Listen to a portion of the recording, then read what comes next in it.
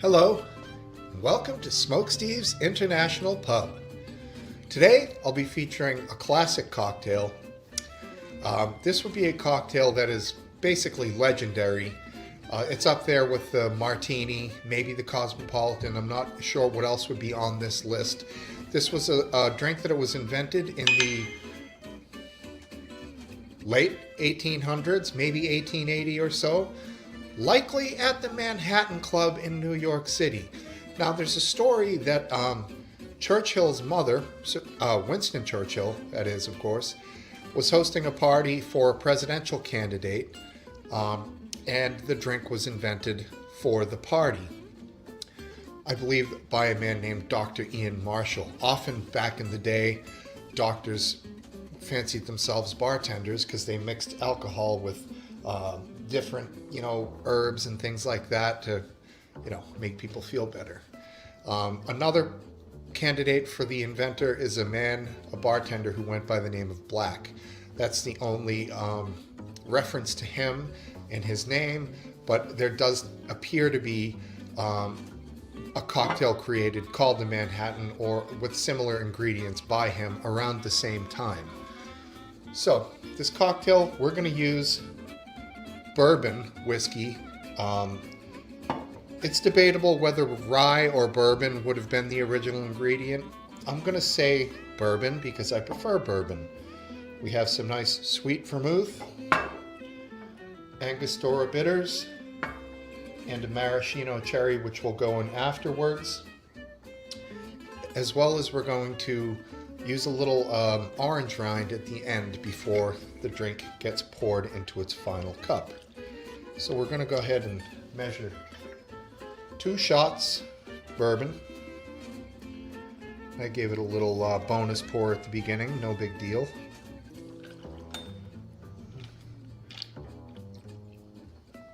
Two, just a tad more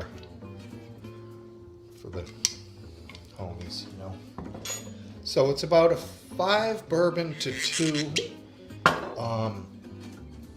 vermouth. So, like 2.5 shots of bourbon to a half shot of vermouth would be perfect. So that's what I'm going to do. And this is some decent quality vermouth. Got it from Sammy Cat. Thank you, darling. All right, Angostura bitters, very important in this drink. And it says a dash to 2. Who knows? Just going to go ahead and 2 dashes. I'm going to go ahead and give this baby a shake. All right? This is important.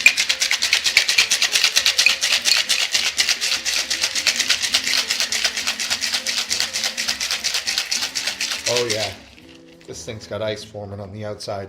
It's gonna, oh wait, I'm just taking the top off, correct? Okay. We will need a rocks glass with, thank you very much, darling. We have an orange peel ready to go in the rocks glass. So what I'm gonna go ahead and do is wipe the inside of the glass with the orange peel. That's gonna impart some great flavor.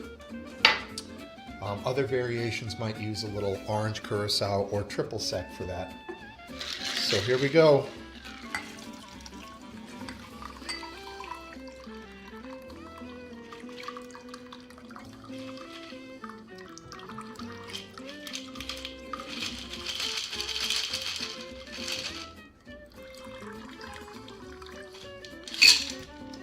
And the maraschino to finish it off.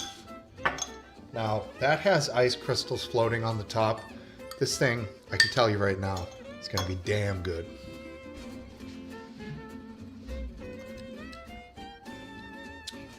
Wow. Phenomenal. The Manhattan. Welcome to the pub. We'll see you downstairs.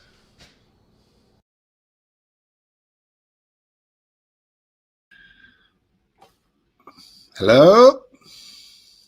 What's up, everyone? Thank you for being here. Yeah, the Manhattan, exactly, irate. Probably close to an old fashioned. I think an old fashioned doesn't have any. I don't know. Old fashioned.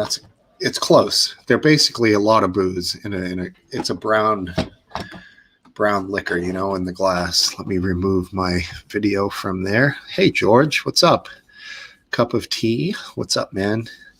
And yes, the wife and Sammy Cat are great. Irate, I said hi to you. CLN Missy, yum. Yeah, it is a delicious drink.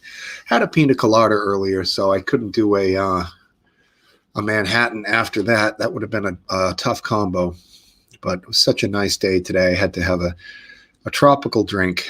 Yeah, Alan, it was very tasty. I might have one later. Pretty simple. I think I made it look a little more complex than it really is, but you got to shake that fucker. So you want ice crystals floating and in the whiskey. It's just phenomenal. But I did add a graphic. I messed up the ratio. Vermouth would be 5-2, so 2.5 shots of booze would be 1 shot of vermouth, not a half.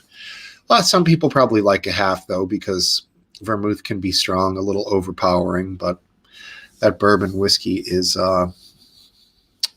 it's pretty damn fucking flavorful. Yeah, Sammy Cat, having fun. Yep. She's over. The girls are having a drink upstairs, getting ready for some pizza. So, yeah, I'm glad. It looks like we have some Brits here. So, obviously, at least the notifications went out. So it's an hour earlier over there. So that might be a little different for some people, I imagine. I don't think Biscuit Vapes will be here until probably 7, if I was to guess. But that guy could surprise me if he's coming at all.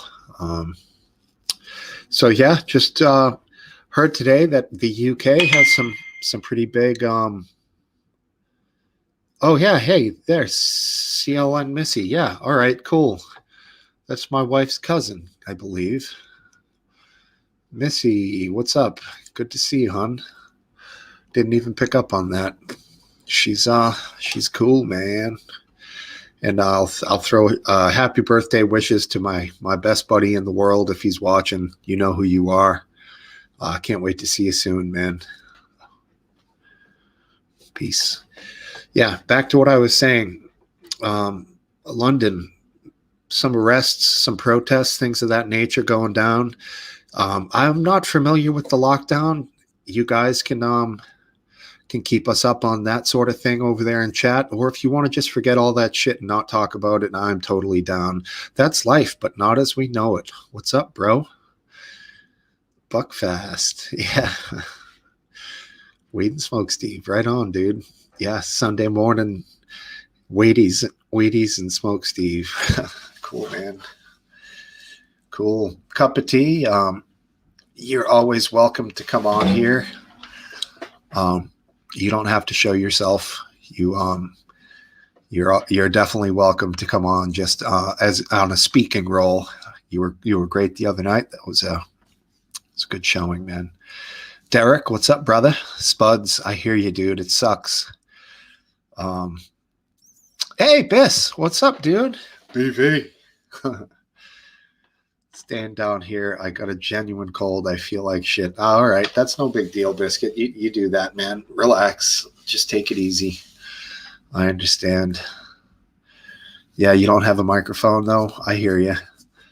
I mean, you can use your phone. I used to go on with Hayden with my phone, and it was fine. But it's up to you, buddy. Whatever you want to do. Nothing's open. Wow, Spuds. I guess that means everything except for probably grocery stores, gas stations, things of that nature are open, but nothing else, huh? Is that in all of the UK, I wonder? Yeah, well, good reason to be here then, man. Just have some drinks and chill out. And I think I put the link in the description, but I can go ahead and paste it here. If anyone feels so motivated to join in, feel free.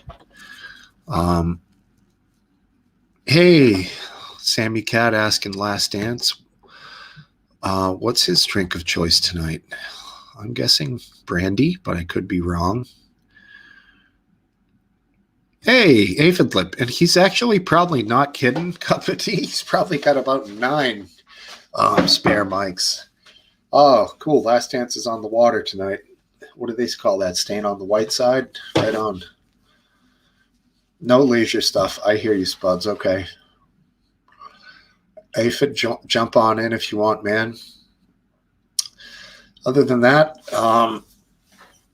yeah, there was some funny things going around online this week.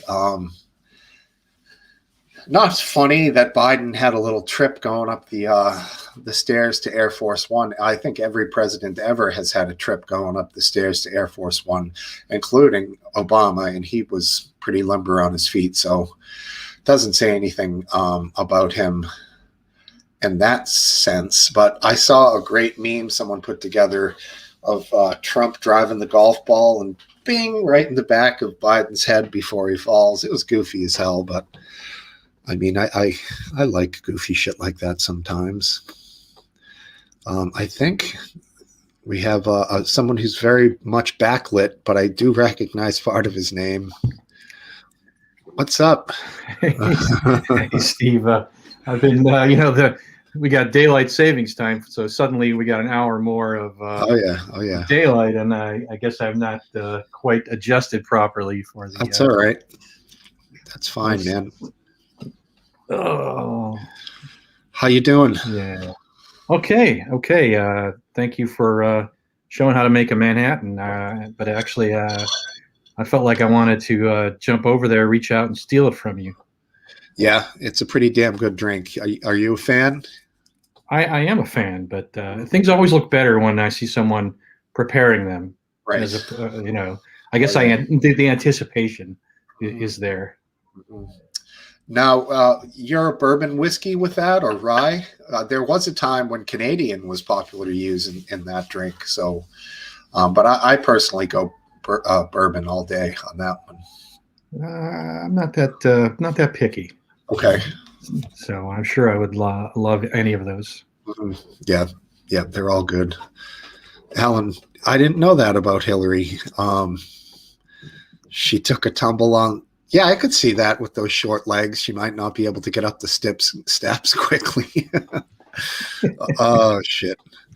Yeah, here, let's go ahead and add a third guy. Hey, Irate, how you doing, bro? Yo, what's happening, y'all?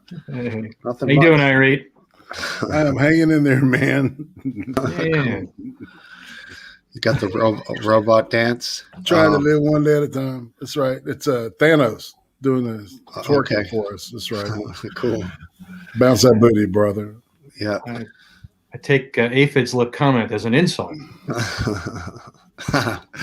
It's funny though. Yeah, Aphid lip. He's an insulting guy. He does these backhanded, subtle insults, and yeah, I just put him down in the book, right. Saving them all up for when I get a chance to pay him back. Right, drop the bomb. What do we got? Cup of tea here. He likes to be on the sidebar. Talk to Yanks about geopolitical. Yep. Of course, partisan aphid always getting in the way. Like this. This might be more appropriate. That's good. Is that Colbert? It looks like Colbert. Yeah, it's 2 minutes of hate. Yeah. Nat sock. Ink sock, excuse me. Nat sock's a completely different thing. So we're not going to go there. What is that ing sock? I don't even know. It's from the book 1984. Okay. At the very beginning of the book, they do this thing called 2 minutes of hate, where they hate at this ephemeral, like it's this person. It's made up, right? And it allows people to get their aggression out. It's just a mind control. It's another mind control thing. So. Yep. 2 minutes of hate. Yeah. But I love Colbert. It's perfect for that. So when was approximately 1984 written? In the 40s? 46. Yep. I think it came out in 46, right? Okay. Right after World War II, I think. Yep. Did they get anything right? Like, was there anything that was completely? I mean, I know I sound like an idiot, but I'm not that familiar with that. Did any of the predictions in the book come true, like with technology, or were they way off the mark? You know what I'm saying? All right. So in the book, all right. So there was really like lack of technology. It was more like Soviet. It was Okay. more like a Stalinist type of situation over there. Like a dictatorship or worse. Yeah. Yeah. Okay. Okay. And they're always at war with people that they tell you they're at war at. Like 1 week they're at war with one, and his job is to like rearrange the truth in the newspapers and stuff historically, right? So if things change, he's got to rearrange and you know they remove words on a regular basis to make the language more what they say is precise, you know, but really what they're doing is they're limiting your ability to think. Once again, it's all you know, it's really well done. It's a good book. I recommend everybody read it. And If you look at it as a criticism of not just totalitarianism, which is obviously in there, but of the way the media reacts to politics, you know what he saw happening then, you know, is still happening today in some sense. absolutely. There is a media narrative that you know is a real it's a real barrier to get past it, where just to get to perhaps a better truth than the media is willing to share. So Right. in some sense, what was harder then is easier now because of the internet kind of freeing up information instead of being held by the gatekeepers, which are you know the CBS News and the New York Times and so on. Those were the gatekeepers of information, you know, 30, 40, 50 years ago. Right. Now that's all broken down.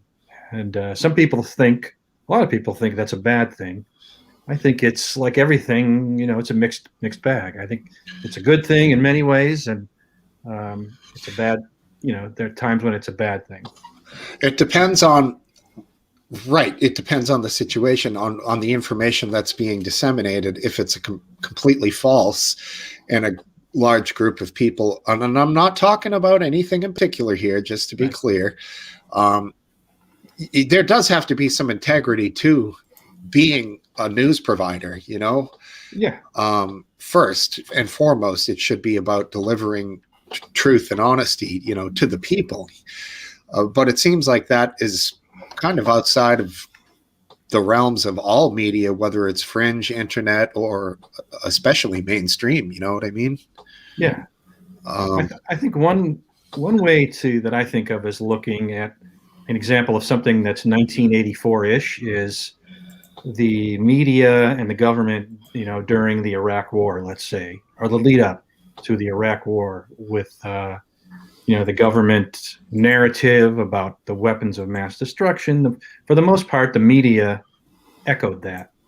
You know, there might have been some skepticism, you know, on the edges, but for the most much in 1984 type thing, where you know the Bush administration promoting Iraq, you know, is the bad guy, and we need to go to war, and we ended up going to war, and you know, now 17 years in the future, now you look back and you think, yeah, that I don't like the way that, not just the results, but the way the whole narrative played out in the national news. And I think today with the internet and social media and the way information moves, I think that's less likely to get a free pass as easily as it did in 2003. Especially depending on who delivers it, right? Right. There's definitely a political bias. That's of course. Obvious in the news now. There's a political bias now. Back then there was, and there still is, a kind of a bias towards believing what the government says. And I think that there's now a kind of an expectation out there about, amongst both the left and the right, amongst segments of the left and the right, that you just should distrust what the government says automatically. Mm-hmm. Yeah. Yeah, this is all completely true. Can anyone have a theory about how the vaccine became so highly politicized? What? Well, yeah, I mean, as Media. Is that the reason? I mean, it just seems odd because even Trump himself got it, and he's seemingly endorsing it. Maybe a little late, but I don't know. I mean, this is kind of what you might call the downside of this information is free, and anybody can say anything. Is that not everything that people say is true or accurate, and sometimes people will rally around a theory or a belief that is more belief than fact based. But there's plenty of, if you look at the way government was during this COVID crisis, there are a lot of things that the government said that were not, that they were lying, is to put it bluntly. When the whole thing first started, we were told by the CDC that no, don't wear masks, they don't work.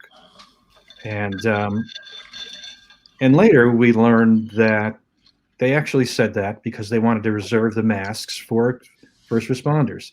Well, I understand wanting to reserve the masks for first responders, but the way you do that is you say, don't wear masks, we want to reserve them for first responders. You don't say, don't wear masks, they don't work, because then you're lying, and then you lose trust, and you can't, trust doesn't come back immediately after you lie. You lose trust for permanently. And there are many instances where the government either said things with more certainty than they really had, and then had to backtrack from those claims, or just outright lied for whatever purposes, and were caught at it. So trust evaporates, and there are voices willing to fill in that vacuum where trust is gone to push their own agenda, and then you add to that a natural fear of getting injections, of getting vaccines that are not as well tested as previous vaccines. So there's a lot of legitimate, I think, resistance to the vaccine. Even I have a fear of it, and I'm trying to get it as soon as I can. But I'll be honest, there's a fear in the back of my mind that I will have a bad reaction, or that the vaccine was tested for 1 year. In 2 years, we'll find that everybody who took the vaccine died. Right. Well, Vice President Harris and President Biden both said that if Trump endorsed it, they wouldn't take it. And Trump endorsed it this week, as a matter of fact, on Maria Bartiromo. Yep, there's that. Yeah, and so this whole the politicization of this stuff has been horrible. It is. It's bad enough as it is, and now this whole the theater. I like seeing Fauci getting called out on. He's been immunized and he's wearing 2 masks. I was just thinking of Fauci when you were saying that, so I'm glad you brought it up. Yeah, indeed, man, indeed. Would that be purely for optics? So he's just showing people, like setting an example or whatever with the masks? I don't know. Are you good watching, let's say, for example, Fauci's interaction with Senator Rand Paul? It's like it's 2 people who are, neither one is lying, but they're both kind of making different points. And as a result, they're both doctors too. So they're both doctors, and it looks like they're arguing. They're actually both correct, but each one has a different agenda, a different point to make. And it just, for someone looking on who isn't sort of aware exactly what's going on, who thinks this is some truth-seeking event, they get confused and they lose confidence. Mm-hmm. Biscuit Vapes has it all nailed down. I have to steadily decline.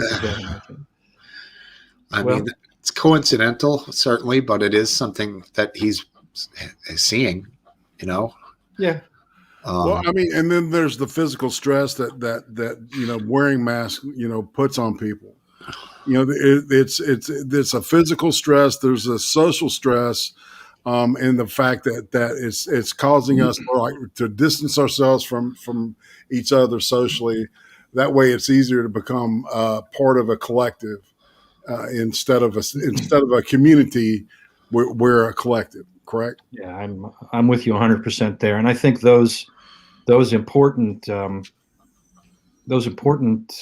those are important things we're losing in this COVID response, and it's kind of swept under the rug by the media, so that people aren't quite aware of the harm we're doing by all the lockdowns and mask wearing, and all we're ever told is the upside or the dangers of not doing it. Well, think about a lip reader. How much more of a problem does the lip readers have now because of people with masks? Even if you've got an app on your phone that can tell you what somebody said, if they've got a mask on, the thing's going to hear it wrong. Right. Yeah, I mean, there's 1,000 examples. I mean, exactly. We're social beings, and now we're being isolated, not just physically, but even when we go out, we're being sort of psychologically isolated because we can't see other people's faces, so we can't participate in humanity the way we have grown up and learned to do. So, if you're at all susceptible to depression, loneliness, whatever you want to call it, this COVID-19 response will aggravate all those conditions, and that causes stress, and that stress causes heart disease, and and strokes and so on. And so everything you do has a pro and a con. You can't throw a pebble without the waves rippling out in all directions. So, and I think the media only covers one sliver of this. They promote everything the CDC says, and suppress anything that might go against that narrative. Mm-hmm. Yeah, and that's the mainstream media now. Facebook and Twitter and all the social media tech giants in the Silicon Valley are just outright censoring with a machete any voices that try and even hint at these other narratives that are, I think, are valid. Right. That's a public health strategy of like not treating people individually, just treating them as one mass, and that's it. They're going for numbers. They're not going for one guy's getting fucked up or that woman's depressed. They're kind of like collateral damage to the greater war against COVID. Yeah. I'll give you an example. All right, so Facebook, what they do is that if you get if somebody claims like a copyright claim on anything you do on the video stuff, it gets held for 7 days, even if you are. So if you submit immediately, a dispute, it takes 7 days. And usually, all right. So now everything I do is immediately gets a strike. I have to go. I have to challenge it because after 7 days it drops off. And a lot of the stuff that I do is news oriented. Has news in it, so it loses its total purpose. Do you go ahead. You get hit with copyright claims? Yeah, every show I do, I get hit with copyright claims. Wow, no kidding, huh? Yeah, on YouTube too, man. Yeah. There's a bunch of assholes out there that claim stuff, and they're like rolling dice, because a lot of people, if you've got a low sub count, a lot of people probably aren't going to challenge that. Because it's all about this. It's about keeping the man down. There's a pecking order thing that's going on too. And then there's predatory people that go around and are making legit bucks off of slamming claims on people's stuff. Right. That sucks, man. I thought there was a fair use thing for a lot of it, but apparently there isn't, because there's money to be made. So I guess fair use goes out the window. Well, no, you usually can get like, all right, so there's an algorithm thing that pops on certain stuff. All right. Or if the algorithm runs into something, it's going to alert somebody like on a different channel or something with stuff that looks like your stuff. You might want to look at it. And some people immediately will flag it. Right. And then if you dispute it, then it comes to their attention. They say, oh shit, this isn't my stuff. I'll drop it. Right. I never get, I never, get flags about, people claiming my stuff. Yep. Cool. You know. Yeah. I don't think we've ever Go ahead. I don't think I've ever gotten one. I don't know. I don't think I mean, could I get one if I played like the chords to Stairway to Heaven? Potentially, yeah. They're super fucking touchy about that song. Well, yeah. Not only could you get a copyright claim. See, there's a copyright claim to where they get the rights to, they get the money from all the ads. Okay. Right. Yeah. And then there's the flag. Yeah. Right. Which counts against, and if you get 3, you're gone. You know, everything you've done. I've got like 500-600 videos now. Yeah. On here. So it's you get that one flag, you you got 2 against you. So it's like you start policing yourself. Yeah. Yeah. That's nuts, isn't it? And see, man, when people give me challenges like that, I tend to, what they call in the South, I'll bow up on them. What does that mean? Because I resist and push back because that's my nature. If you tell me not to do something, I'm going to do it twice, and it just to spite you. That's human nature. It's my nature too. Yeah, indeed. And so that's just so that's kind of how I roll, man. I gotta be able to sleep with myself at night. Right? Yeah. I think one thing you're saying, and that Smokesteve is alluding to, is that a lot of these copyright issues are not really decided on the merits. No. Negative. It's not like you're going to go to court with every copyright claim. I'm not sure exactly how YouTube handles these. The DMCA has a procedure. It doesn't even get to that, man. It never gets there, right? No. It's like if you want to take somebody to court, that's on you. And then there's, if you can afford to go that route, then you can. And some of these guys, you'd be calling their bluff and then they'd back down. Okay. I would say like 50-60% of them would definitely back down. Now, if it's a legit claim, like say I use something from a movie, right? And the movie's recent, it's not from 1968 or 64, right? Where it's public domain, and I'm using it, a clip of it. They're going to want, the at least the copyright. They'll want the money from it. And, and then it's my decision to whether, like I used to play music before I got, the only way you can get monetized is to have 1,000 subs. So before that, I was playing like good music before all my shows. And I stopped that. But I didn't mind the guys flagging me and getting the revenue from that. Mm-hmm. If the cult, can make some money off of, my playing Firewoman, 5 minutes before my show starts, and to get the chat fired up, then more power to them. Right. Yeah. I hear you. Yeah. The cult is awesome.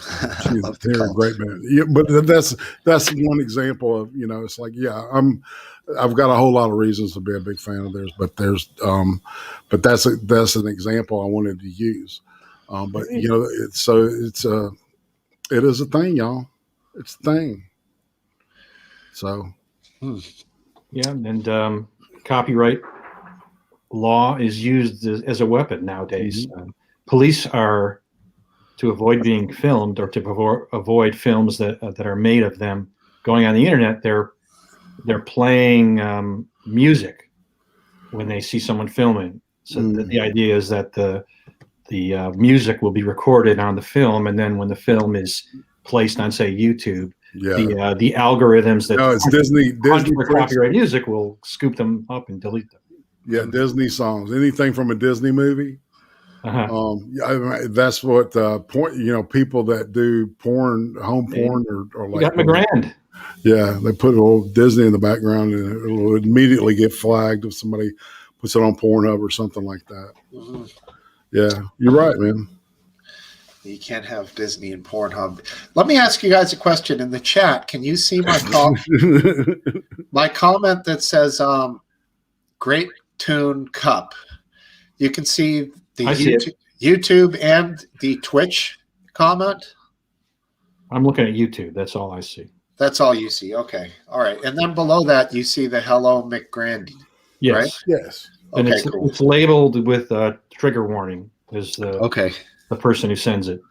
All right. I think our Twitch feed just crapped, but I really don't care. I don't know why, but I'll just leave it alone because if I touch anything, the whole thing's going going to through Restream? It's a house of cards. Yeah. Are you using Restream? StreamYard. Oh, you're going through Stream? I can't help you with that. Yeah. No, it's fine. I think that the guys said that they basically bagged it on the whole Twitch thing anyways. They had like one viewer. So, I mean, but whatever. I mean, not a big deal. To get back to it, what's funny is when the cops play, something from Disney loudly so that copyright robots kick in and delete their video. It's actually the cops that are violating the copyright, not the person recording the video. Right. Well, and if I modify it enough, if I like to say I'll take the whole audio out, right? Yeah. And I use a clip of it, and I stop the clip in the middle of it. Even if say something without music like that, right? I can. That's fair use, man. To use an incomplete segment of a body of work and modify it for educational purposes, which is literally what it's about. It's about learning stuff and talking about, discourse. Right.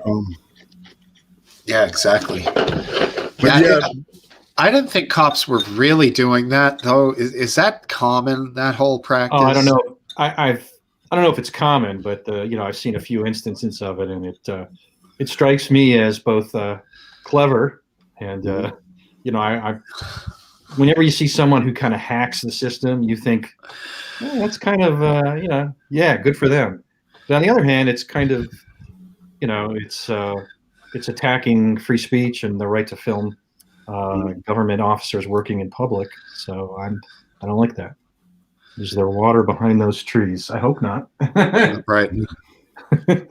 There's a school behind those trees. All right, cool. Yeah, I don't know. That would make sense. Then that's why it's a clearing, I guess. It looks cool. It's pretty. Well, it's the tree. The leaves haven't filled in yet. When that happens, it'll look like a forest. Yeah. Monetization. Yeah. It's pretty. Are you monetized, Irate? Yeah, I'm just over 1K and got monetized like a couple of months ago. Yeah. Trigger warning, lost their monetization. Unfortunately, it sucks. For the whole channel? Yeah. I don't want to go into the subject. Hey, no, this is happening. Anybody that's causes a ripple, at least they're not blocking them. Right. That's the thing. It's like I can take the hit on the financial stuff because you got Streamlabs and stuff like that. So there's other ways to compensate for the pennies that would be coming in from Google. I mean, it's like I just got my first $100 check from Google, and it's been like since like October or November since I had 1,000 subs. Right. So the works out to like 10 cents an hour or 2 cents an hour. Yeah, exactly. I think I'm in a hole, to be honest. And that's like they keep 30%. So damn. Yeah. It sucks. It's a deal. It's like Streamlabs is much more fun. Yeah. Yeah. I gotta check that out. It just sucks because the way that the monetization works, like if you really like a stream, you can just click, boom. It's so quick once. Mhm. You know, it's just not the same as having to go through whatever that one is, Patreon. I'm not a Patreon guy, but No. I just, I want the best for these guys. And that is just such an easy way for people to kick a couple bucks here and there, So maybe YouTube, we can tweet at them for them to review the thing again, because it's been a very long time. But hey, whatever. There you go. AmReb lost 2,000 videos. Damn. Jesus. Yeah, he's been doing this forever. That's a lot of. All right, so those are all videos he worked on. That's a lot of work to lose. Yeah, that's even though if the work just amounts to, putting them up, that's a lot of clicking and formatting and whatnot. It was like about 4 years ago. I put out a video.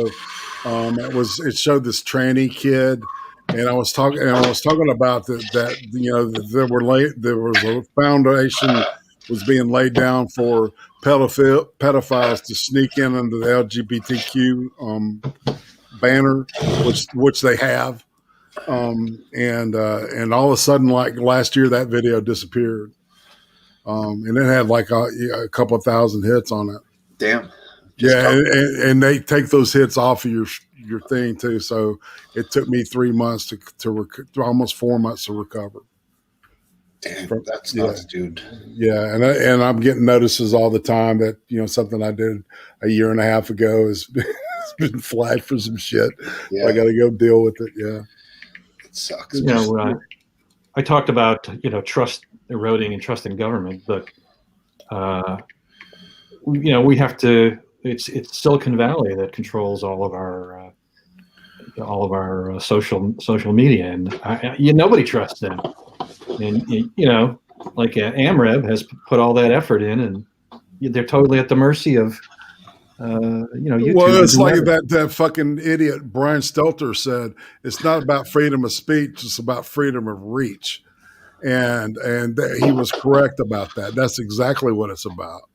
You can say whatever you want to, just as long as it's in your house. If you say enough, yeah. I don't know. I don't mean to go on. Is it okay to talk about this kind of shit? I don't know the rules, y'all.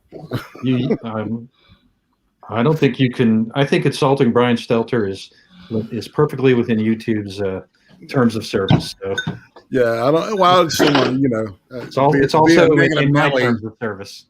Yeah, I don't know him that really. He does this show called Reliable Sources, which is anything but. Okay. He spent a whole show analyzing the misspellings and all of Trump's tweets. Believe it or not, he's supposed to be the media critic. Yeah, exactly. Yeah. But that just amounts to he's just a partisan hack, and he's so stupid that.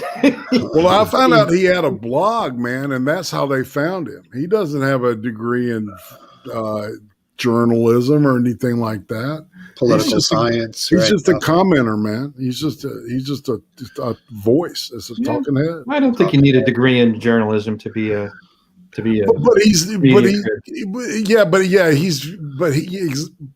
So. It's like, how can you tell me what's dishonest if you're being so fucking dishonest? Who do I believe? Yeah. Right. The two negatives create a positive. So if you tell me that so-and-so's a liar and I know that you're lying, then maybe I should trust that person, right? So, right. Is that what we've come to? I'm just so confused. Right. Yeah, I do a good imitation of Brian Stelter. He wants to spell Don Lemon's fingers. They're so smelly. I like them. I don't. I don't go there. It's not my. I don't even know the guy. I've never watched him for a second. Right. I mean, I used to watch CNN back. Oh wait, is it the guy with the bald head? And yeah. Okay, yeah. I know who he is. Yeah. I'm with you. He, the guy before him was Howard. I can't remember his last name, but he ended up going to Fox. Yeah, I guess the guy before him's criticism wasn't partisan enough. Yeah, there's Brian Stelter. Yep, that's Brian Stelter. Yeah, it looks like he's got earrings on, but that's like city lights behind him.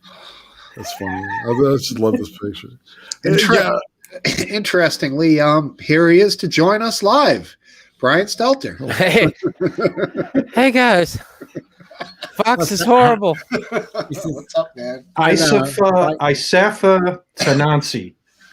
Yep, that's my name. Isafa Tanansi. Pronounce it wrong and you'll get canceled. Yep. Yeah, right. That's funny. That's Aphidlip's joking, but that is what Hayden believes is the reason for his demonetization. Yeah.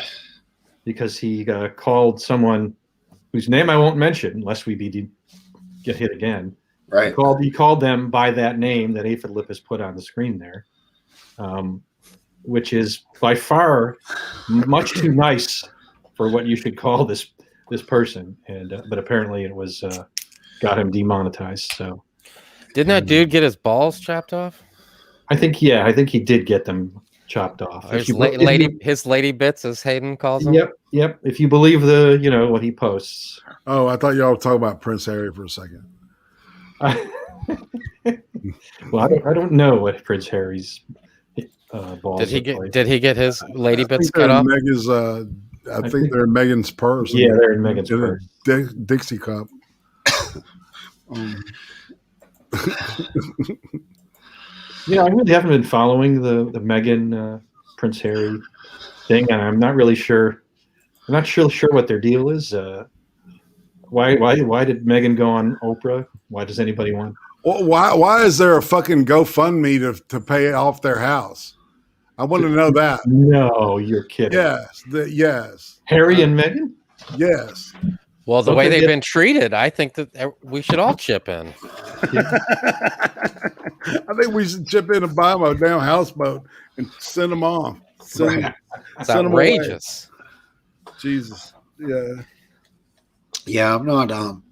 I guess Di gave Harry $30 million before she died, and I don't know. Meghan must have made some dough over the years acting, and the $30 million must be worth a lot more since 25 years ago. So they must have, I don't know, $100 million. Let's just say, maybe more.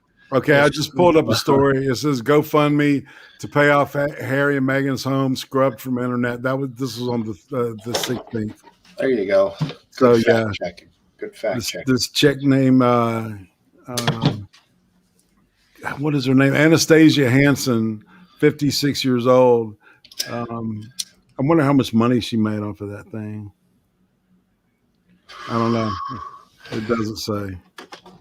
I don't know her. I'm not familiar with the name. I mean, I don't think we understand what the deal, what kind of contract the royal family has with the UK government. She's just a regular Joe like us. She's a fan. Apparently, he has 60 million. 60. Okay. Just 60. Is his house more expensive than that? 14.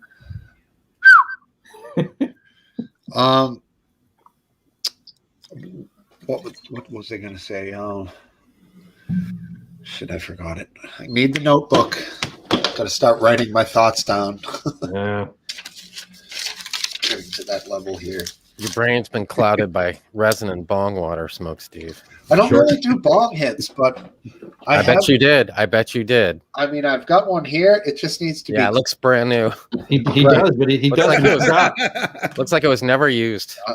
The problem is it's been sitting for years unused. So I don't know how you clean one of those suckers out, but I got to do it. Rubbing alcohol and salt. Yeah, shake the fuck out of it. Shake that booty. I mean, it's just like nasty, but I'll get it together. The old bong, right? She loves it. Yep. Smokesteve wife hates the college bong. Yeah, that's what you did to like try to, impress somebody, and there was just torture to your body. At least even worse than that was the the hookahs.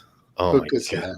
yeah. Oh my god, man. Did I murder a few billion brain cells with those? Or the gravity bong. Have you ever tried Oh yeah, that? oh yeah. Yeah, and then they had those Oh, dude. for a while they had those 3-liter like soda bottles that you could Yeah. use. Those are awesome.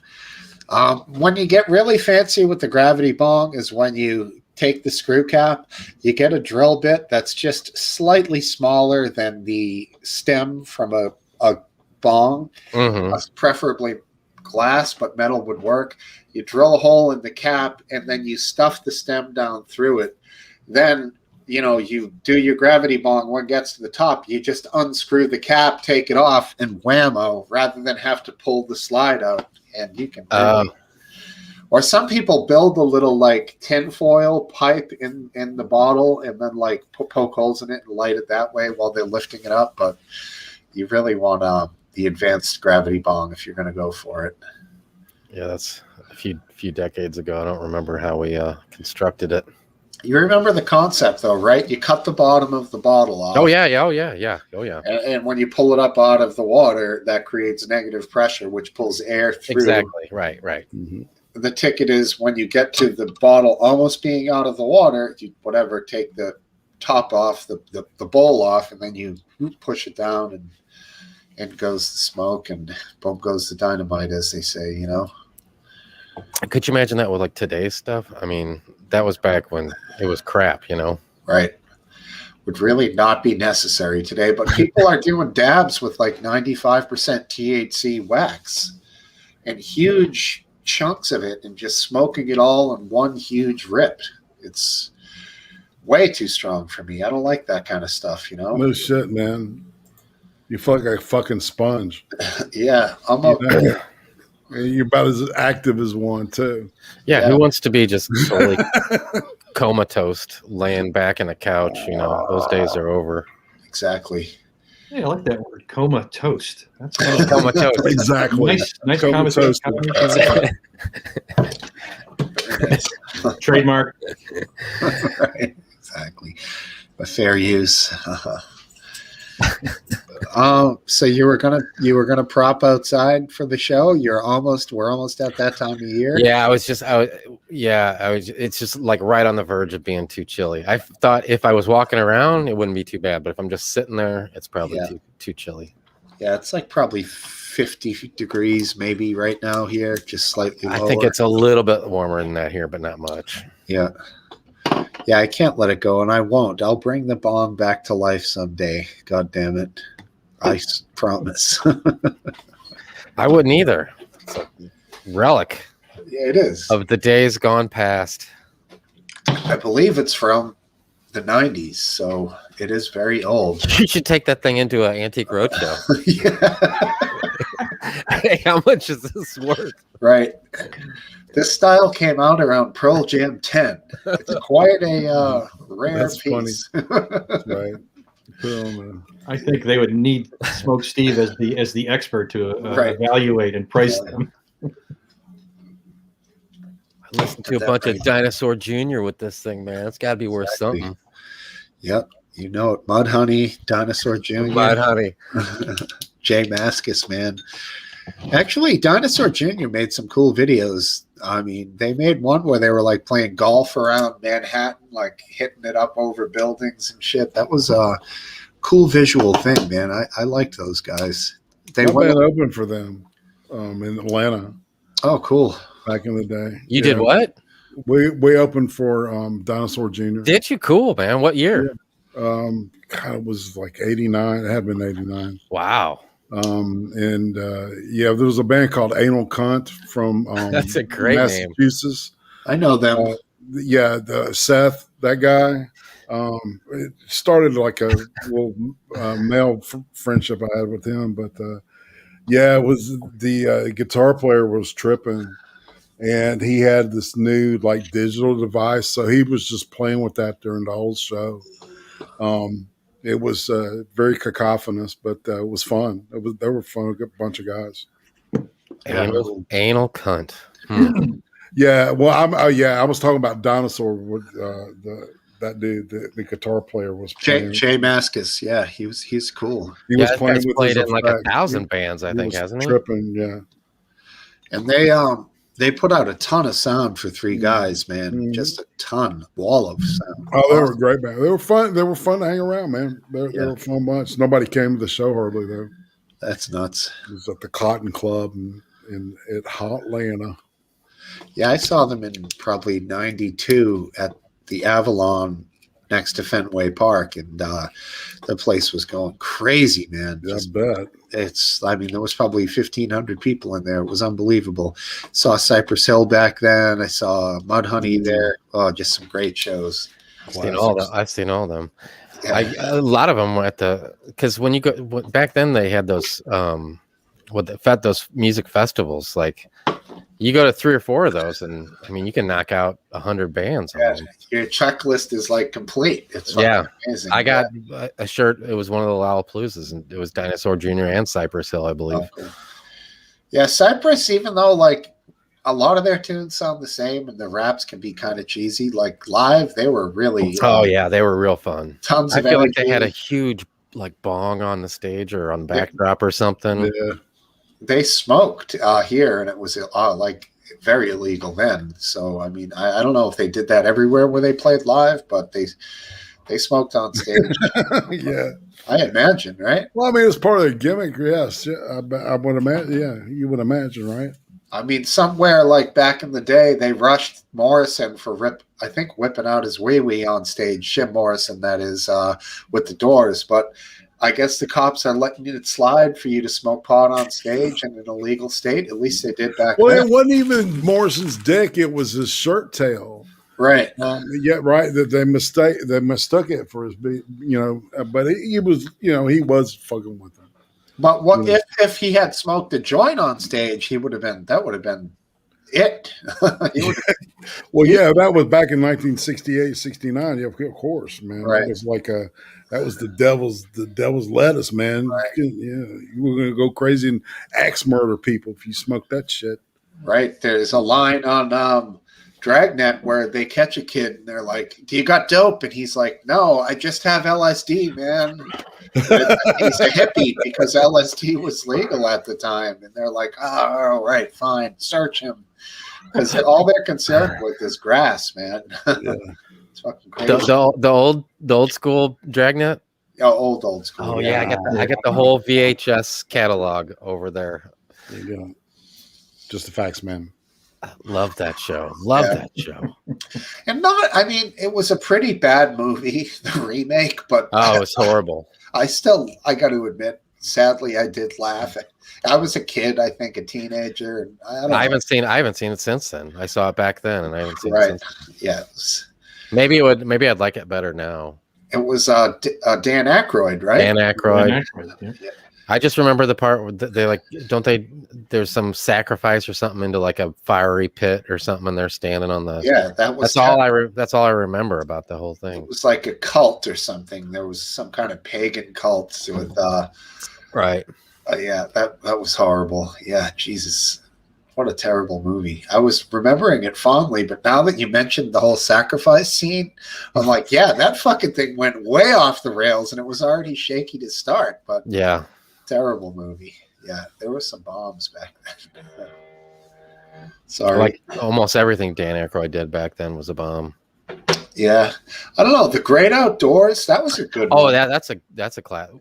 Yeah, and so I think he made it, produced it, and directed it. The Nothing But Trouble, is that what it's called? Or I don't know. It's not many people saw it where he's like it's some town that they're scamming, and it's like they live above like a volcano area or something, and everybody that comes through town they collect and kill for bones or something. I can't believe nobody's seen this movie. No.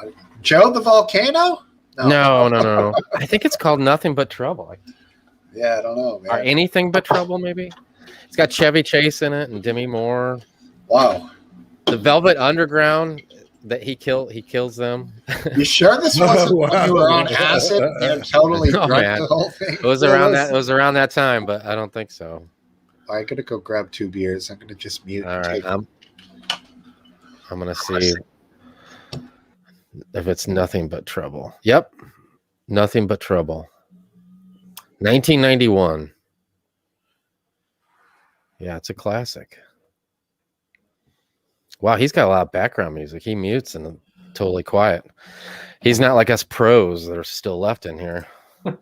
Total amateur. That Smokesteve.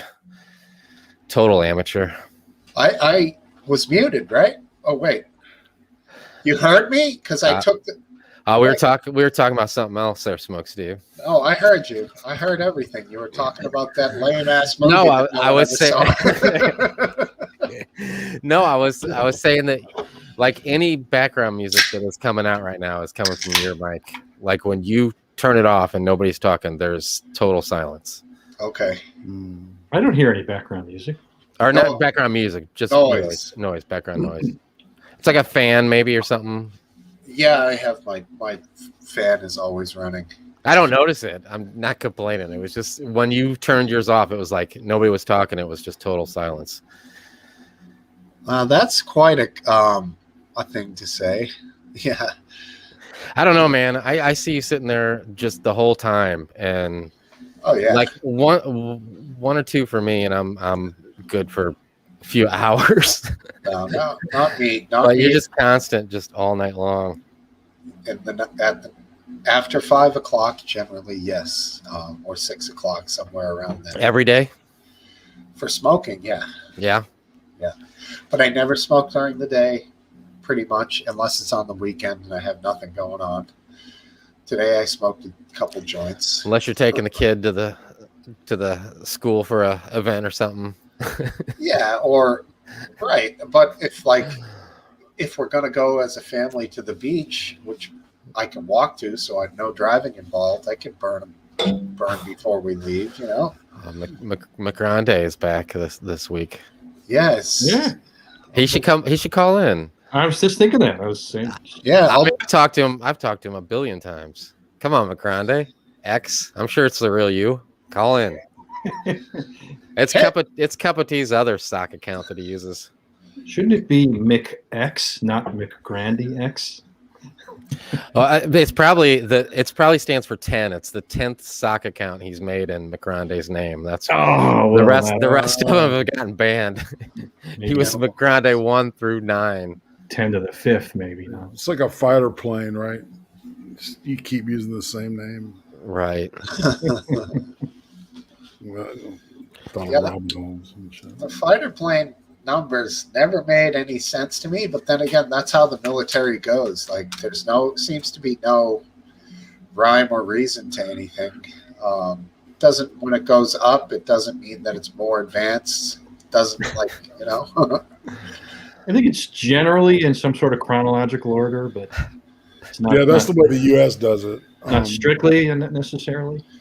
Yeah, but then the B-1 bomber came out. I guess that superseded everything because it was number 1. They started renumbering it after 50 or 70. There was no B-53. Well, Well, there probably was on the drawing board, at least. Yeah. I'm not sure the B-52s were supersonic.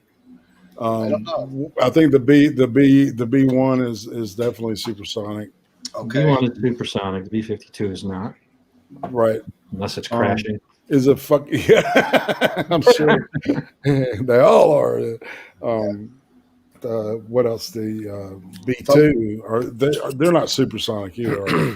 The B-1 Lancer, I've seen that. That's the B-1, but it's not shaped like a wing, right? It's more like a traditional fixed wing.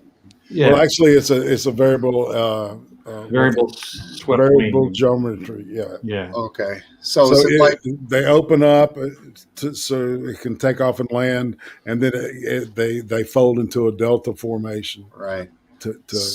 So was it similar to the jet featured in the great movie Firefox with Clint Eastwood? What was that one called? It was a fighter plane. No, it was a humongous fucking fighter with sweeping wings. It was black, a black something. Black. I think they call it the Foxhound or something. Firefox. Firefox. That was the movie. But I think that was the name of it. It was a Russian stealth jet, which was interesting because we were working on stealth technology. I always thought that's a good movie actually. It withstands the test of time, in my opinion. It's a joint British-American plot to steal a highly advanced Soviet fire airline codenamed Firefox, Yeah, this is the one though. which is invisible to radar. Yeah, Wow. I thought that thing That existed. says, is the MiG-31 still in service? Is one of the questions. So I wonder. Yes, if it is. It sure is. that's not what that plane is, though. All right. So it's supposed to be like based on a MiG 25, which is a MiG 31 now, which just upgraded, internal technology. It's still the same frame. Look at you guys with your extensive knowledge of aircraft. Well, that was designed to intercept the Blackbird, Yeah, but it still wasn't fast enough to quite. It couldn't go high enough. That's what it was. looks like a broadhead arrow from for deer. Oh, that's with canards. That has canards. That's a cool looking plane. It is, isn't it? Yeah. Fucking badass, man. Yeah, very cool. Yeah. My dad did the skins on the. I'm not sure which plane it was. It was the ones with the two wings on the back that like angled out. He worked at McDonnell Douglas. F-18? Yeah, I think so. It's the F-18 or F-15, whichever one has the two. Yeah, I think. They both might have, but For years, he did the same exact job. But like there, I think he said there. I don't know. I could be wrong. There was dozens of layers of material on each part, and he put one layer on all the rudders of all. Well, not all of them, I doubt, but that was his station. right, and they sold them to other countries, so the contracts were probably massive. Yeah, Canada flies F-18. Canada does, right? I think Australia too, or used to. Mm-hmm. Is that the Hornet or Super Hornet? One of Yes. those, Yes. Yeah. They call it the bug. Yep. Yeah, I've seen some videos of that thing going like flat to a vertical shot. Those fucking things are badass, man. That's quite a plane, man. And they replaced. All right, so they replaced the Tomcat in we've been flying those for 50 years almost. Right. Yeah. 40 years. That was obviously from Top Gun, of course. That's right. That is a classic plane, but you got to admit it looked a little cumbersome. Well, supposedly this new Top Gun is going. They're flying F-18s. Cool. Yeah. So, yeah, but that Tomcat, those are beautiful, bro. That kind of looked like a MiG 25 to me. I thought. It seemed like a large plane. I think it was a bigger, a heavier plane than the F-18 that replaced it. Right. Yeah, and that's why they went with that airframe. It's a good design. Yeah, it's nice. Yeah, it's a beauty. One of Grumman's best. So they're making Top Gun again, a remake or part 2? What is it supposed to be? It's the next generation kind of thing. Right? Yeah, because they still got Tom Cruise. He's like in it, right? Right. And he's like an instructor. Right. Did they make? They made it, didn't Oh they? God!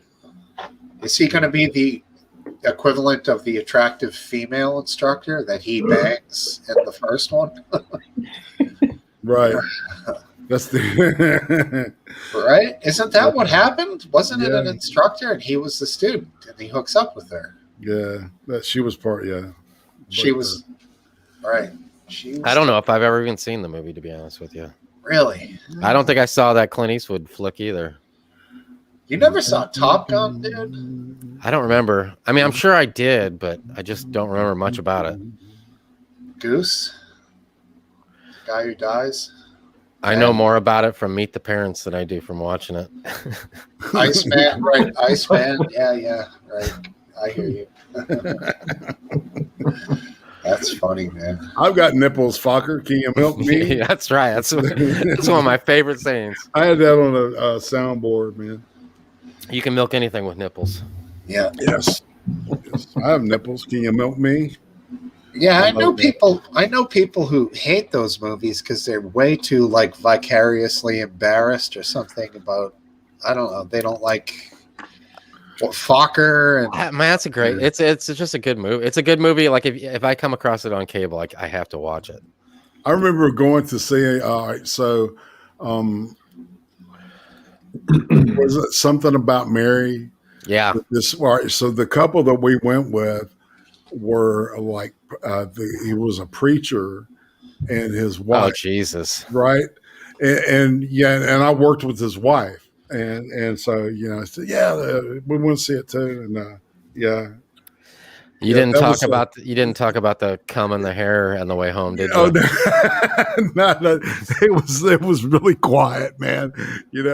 And we took my wife's grandmother to see American Beauty, right? And Oh she, Jesus. yeah, no shit. And she sat between us, and my wife was Oh.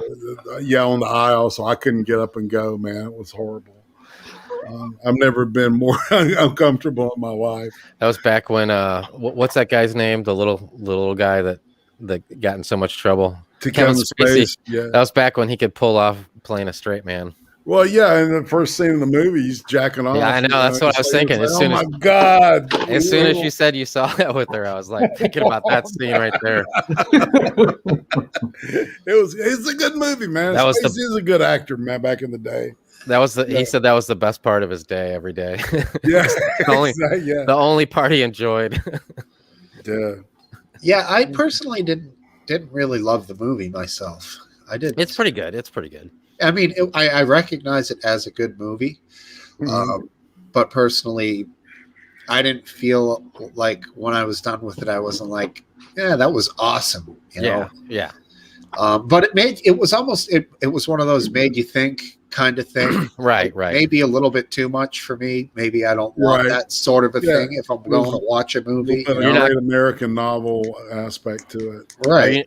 Are you not comfortable with your sexual thoughts, Smokesteve? Well, I think you try to put those in the back of your mind. No, it's more just like for some reason I want to kiss swastikas on plates. It was like we all do. Entertaining in the moment. I guess what I'm saying is when it was over, and I kind of felt like the dude was discovering cannabis and kind of like things were looking up for him, and then the whole fucking thing with the guy. I don't want to give up the goat here, but boom, boom, remember, and then da da da, and then it was like that. I guess he said "fuck you" to life and just started acting like he was 17 again. Right. Smoking weed and lifting weights in his basement. Yeah, right. I mean, I totally got it. There were cool parts of it. I guess it was just kind of all over the place for me, and I wouldn't be watching it like as I would with some movies if they came on. Like I'd always be watching them. Like, boom, I'm going to watch this. It's on TV. That one, right? No, it's not that's like Starship Troopers, man. For me, right? Yeah. What's one I can't resist is Falling Down. Now, that's a good one. That's a great movie. That is a cool movie. It's just so out there. The guy is just kind of lost it, and he's wandering, and and the two gangsters meet him in the wasteland of LA, and the two Latino guys, and he ends up with all their guns and shit. It's just is that the one with Michael Douglas? Yeah. Yes. Yeah, I remember that. My sister said, he's kind of like you. Come on, I'm not gonna. Am I that close to the edge? Yeah, that was a good one, man. Classic movie, Falling Down. Yeah, man, that's good. I always think of him when I get like a new burger or something comes out and they show you what it's going to look like, and you open it up and it's this sorry piece of sandwich piece of shit that's all smushed. You want to go up to the take a shotgun and go up to the window. Right. Does this look like that? No. Yeah, that's funny. You're right. I had forgotten about that scene. That's one I need to see again. It's been a while. It's been a while since I've seen it too. Ends badly for him, but as it had to. Yeah, of course. But he needed to be stopped. I do like how I love how they made everyone you fall in love with the guy, even though think about it, you would. You'd Right. run for your life if you saw him coming in reality, but they portrayed it in such a way on the movie where you're like, this guy is fucking awesome. What else can he do to the parts of reality that scare everybody? He's just like walking into them doing just bizarre, unimaginable things. It was awesome. You know, He still had morals though. yeah, it's something That goes a long way. right. Yeah, you're right. I mean, he almost felt like everybody he was a dick to deserved it, you know, Right. in some way, except for his family, and that's, you know, where he deserved it in the end. You know, it was like, well, you know, you're crossing the line. Time to be put down like a dog. Exactly. That's what happened. Of course, I consider Pulp Fiction to be up there in that category. That's what I was thinking of too, because you're it's the kind of same thing where you really fall in love with these horrible characters. Exactly. You know, like with the scene when Bruce Willis kills Vincent Vega, you're like, you know, who do you feel sorry, or who do you want to root for, or who do you feel sorry for? Because you like them both, you know. Yeah, I always liked Vincent more. Yeah, the heroin addict hitman. Yeah. He was. Yeah. Although Bruce Willis, you know, I don't just love him in every movie, but in that movie, you know, all those guys, you know, washed. I mean, shoot, Vincent Vega. I mean, what a washed up actor, and since then and before then for, you know, 15, 20 years, you know, just crap after crap. Right. And in that movie, he was just absolutely perfect. Yeah, he was good. It was an interesting positioning with him and what's the black guy's name there? Samuel L. Jackson. Jackson. Yeah, he was. That was a great pair, man. Yeah. It just draws you in right at the beginning. You know, they're riding, talking about the quarter pounder with cheese, you know, and they talk about the foot massage, and you just, man, me and my wife, because that was when we first started dating. Right. I think we saw it 14 times at the movies. That's 14 weeks in a row. We took a vacation to Tennessee, Gatlinburg, Tennessee, and it's kind of like a touristy type town, and it's driving distance, you know, where you could go, and we even saw it there on the way back home. You tore got into some trouble after we left there too. What did you tore a bunch of Confederate monuments down at Gatlinburg? No. I don't remember. We rode like they had a thing going down because that's where the Smoky Mountains are. So we rode a thing. You know, we just wanted an excuse to. Well, back then we both lived at home, so it was our first like trip where, you know, we were gonna, you know, we were a couple and we were gonna stay I know in a what you're hotel. saying. Right. Well, Yeah. and back then, you know, since we both did live at home, we would just every single night we would drive until the sun came up, and then we just, because we couldn't go home, so we would just go to friends' houses, and they'd go to bed, and we just drive and drive and drive. Yeah. What you're saying is that you could have sex without having to worry about when your parents get home. Well, true. That's true. That is true. Yeah. Yeah, after we left there, this was we were on our way home, and it was Saturday night, and we were in Nashville, and my buddy had just harvested a bunch of stuff, and it was just leaves as all as it was, but we had like a pillowcase full of it. Yeah. and I knew we were like, you know, it wasn't going to be one of those things where we're like, no, it's really crap. You know, it doesn't matter. It was the amount that we had was just off the charts. And I had a Mustang, and we raced some guy after we left there, and we were going at least well over 100. I don't remember where it was. And I beat the guy, and then he passed me, and he was still like, it was like, you know, the race was totally over with. And I was just like, oh, come on, man, it's over with. And then I saw some more lights, and I'm like, oh, somebody else must have got on, you know, wanted to race him too. And when it got up with me, I realized it was a cop. And the guy at the last minute took off and got off the highway. And then the cop, I thought, would chase him, but he didn't. He slowed down and got behind me and flipped his lights on.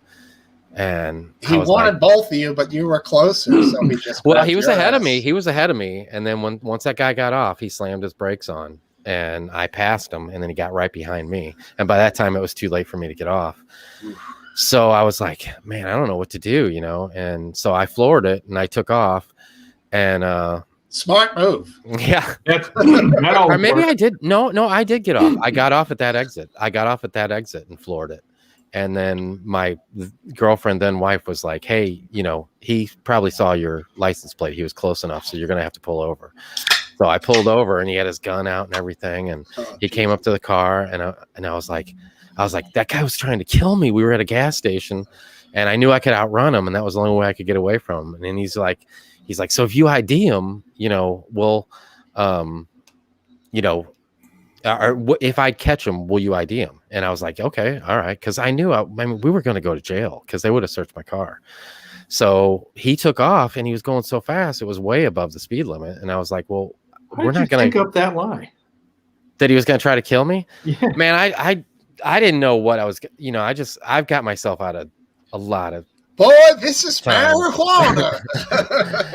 I Holy had already been pulled over on the way down in Tennessee, for going, it was 97. Cause that cop was like, son, do you know what would happen if you were going 3 miles an hour more? And I was like, what? And he's like, you'd have been going to jail, son. Reckless And I was driving. I never paid that ticket. Years later, we went, my What if I'm mother-in-law. going 100 and I have all this weed? All right. Wait, to finish What happens then? to finish the other part, the cop, he went over a hill, and I told my wife, I was like, well, we can't get in trouble for speeding to stay up with him. So as soon as he crested over the hill, we turned around, we drove all the way to Kentucky, I guess was the next state. But earlier, that when that guy said he was going, I didn't pay that ticket, and back then it was before computers, or they I never got anything in the mail, nothing like that. So I never paid that ticket. And we were going through Tennessee. I was with my 2 cars, and I was driving one of the vehicles. And I told my wife, I'm like, man, it was her family. And I'm like, I got kids in the car and stuff. I'm like, if we get pulled over here, they're going to, it was only like 2 or 3 years later. And I'm like, they're going to run my tags, and I'm going to jail. So, we just got to keep that in the back of our mind as we're driving through Tennessee. But luckily I didn't get pulled over that time.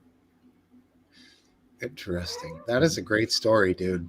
You Oh never man, got it, huh? the time my buddy harvested all that stuff, I can't believe the cops fell for it. I mean, they hear so totally much. totally fell for it. He had his gun out, and when I said the guy was trying to kill us, and I didn't know what to do, I knew I could outrun him.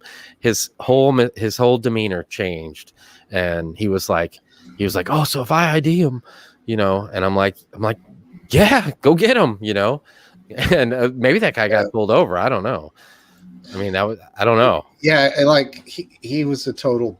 Maybe you got that guy killed. And maybe he had a warrant out and shit, right? Well, the thing is there a little bit more. After the movie, this Mustang I had a blown head gasket, but it still ran good. It just it would boil out the water. Was it a GT or was it? Yeah. It was Mustang? It was a GT. Yeah.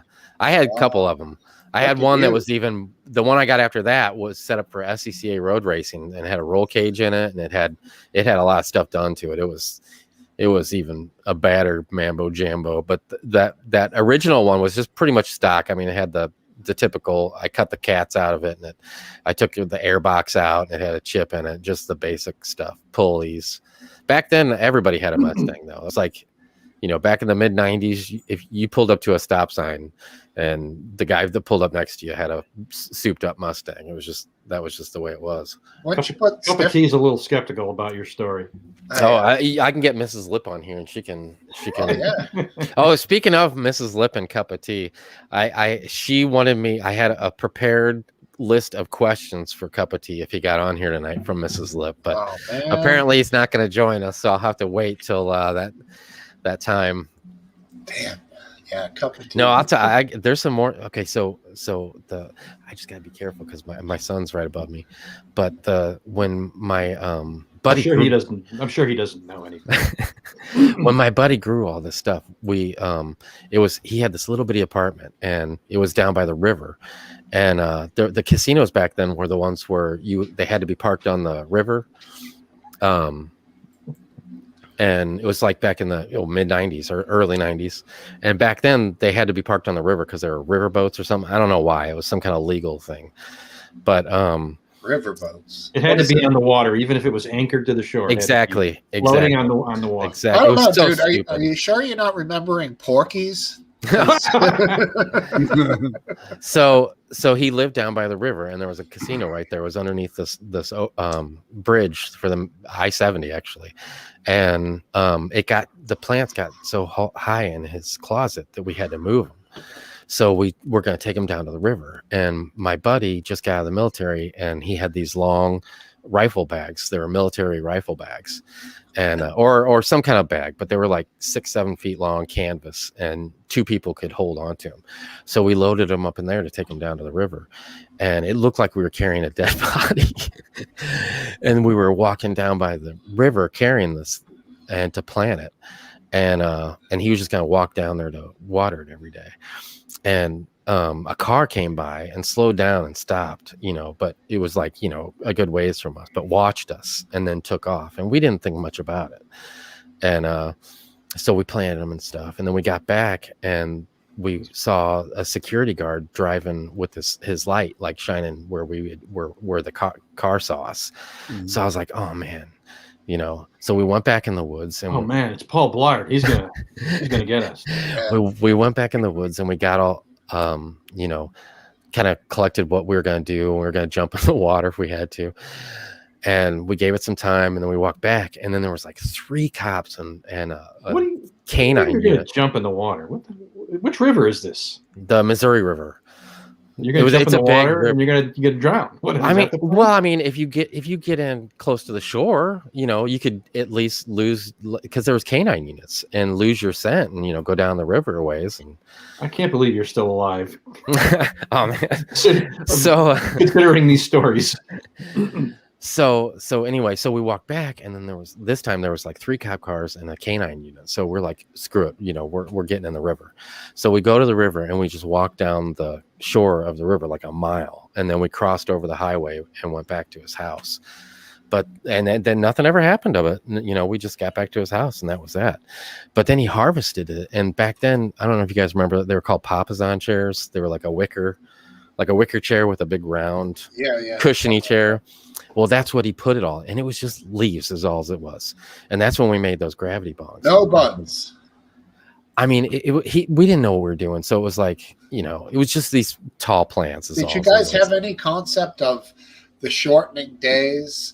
I have no idea what you're talking about. Okay, all right.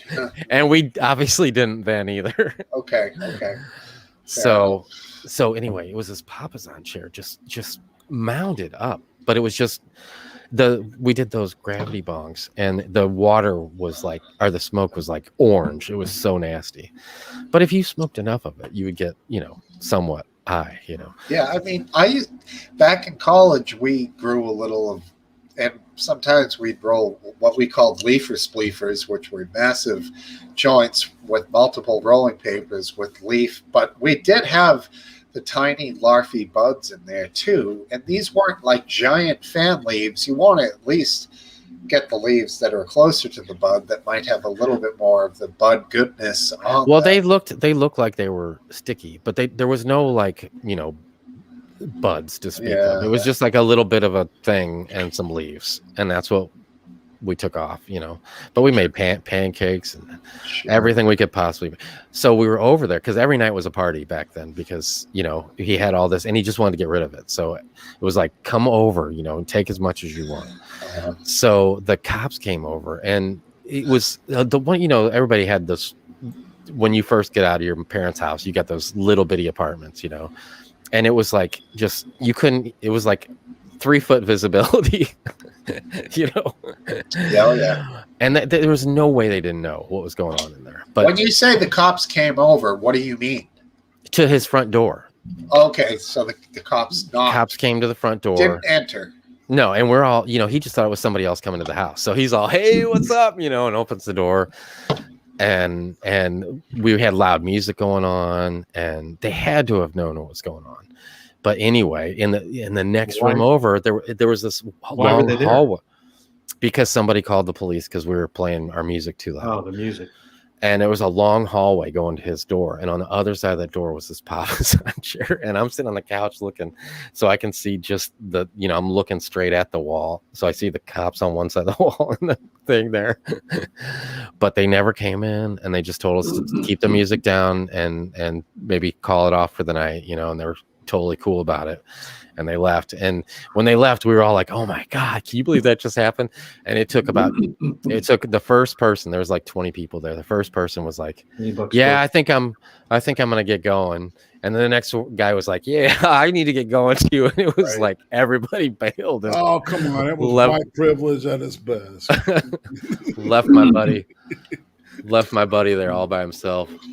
Yeah. And I mean, the truth of it is, if that was like some ripe ass skunky bud, and that chair was full of it, those cops would have smelled the fuck out of that. Oh yeah, there was no doubt about it. What was going on? That's what I'm saying. They had to have. But that apartment complex, it was down by the river, and it was these shitty ass apartments. And you get like buzzed in the front door, and then you walk. It was 2 levels, and you walk down either a long hallway to the left or the right. And every apartment you would walk by, you'd be like, all right, they're having fun tonight. It was just like, that's just the place it was, Yeah. So if they were going to take advantage of us, they could have went to each door every single night and done the same thing. Of course.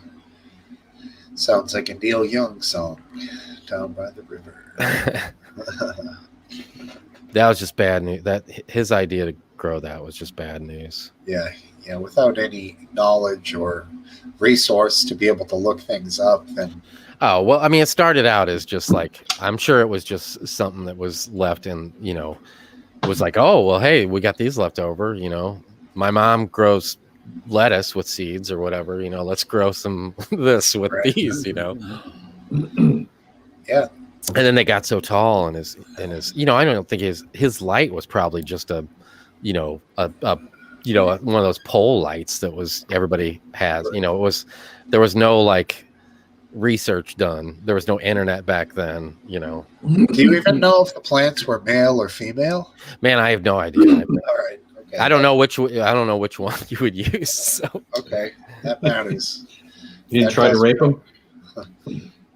Yeah, I didn't see if it had an anal cunt. No. Well, cannabis is interesting in that there is male and female plants. Well, yeah, I know that, and that was one of the problems. I think maybe there was one of each or something. I don't know. And, yeah, and the you gotta look for the pistol. There you go, pistol. But I remember the problem being spoken of. That was the issue. Yeah. Yeah. Plus, it was like he went down there once a week and threw a pot of water onto it.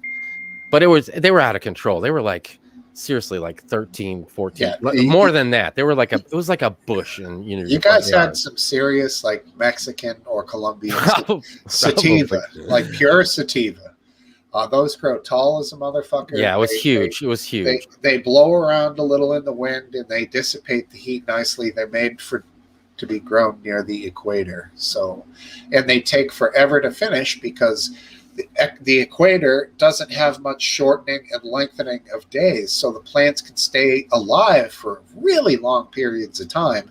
The further north you go, or south, of course, then you have a winter, so the plants that evolve in those climates evolve to finish off much quicker, which would be the short indica style ones you see that are grown like in the Middle East, Afghanistan, and Punjab mountains and all of that type of shit, so that's the drastic difference between types of cannabis that exist, and all these hyper strains that we have now are all combinations of individual plants that were all from back in the day. So it all comes from that, you know what I mean?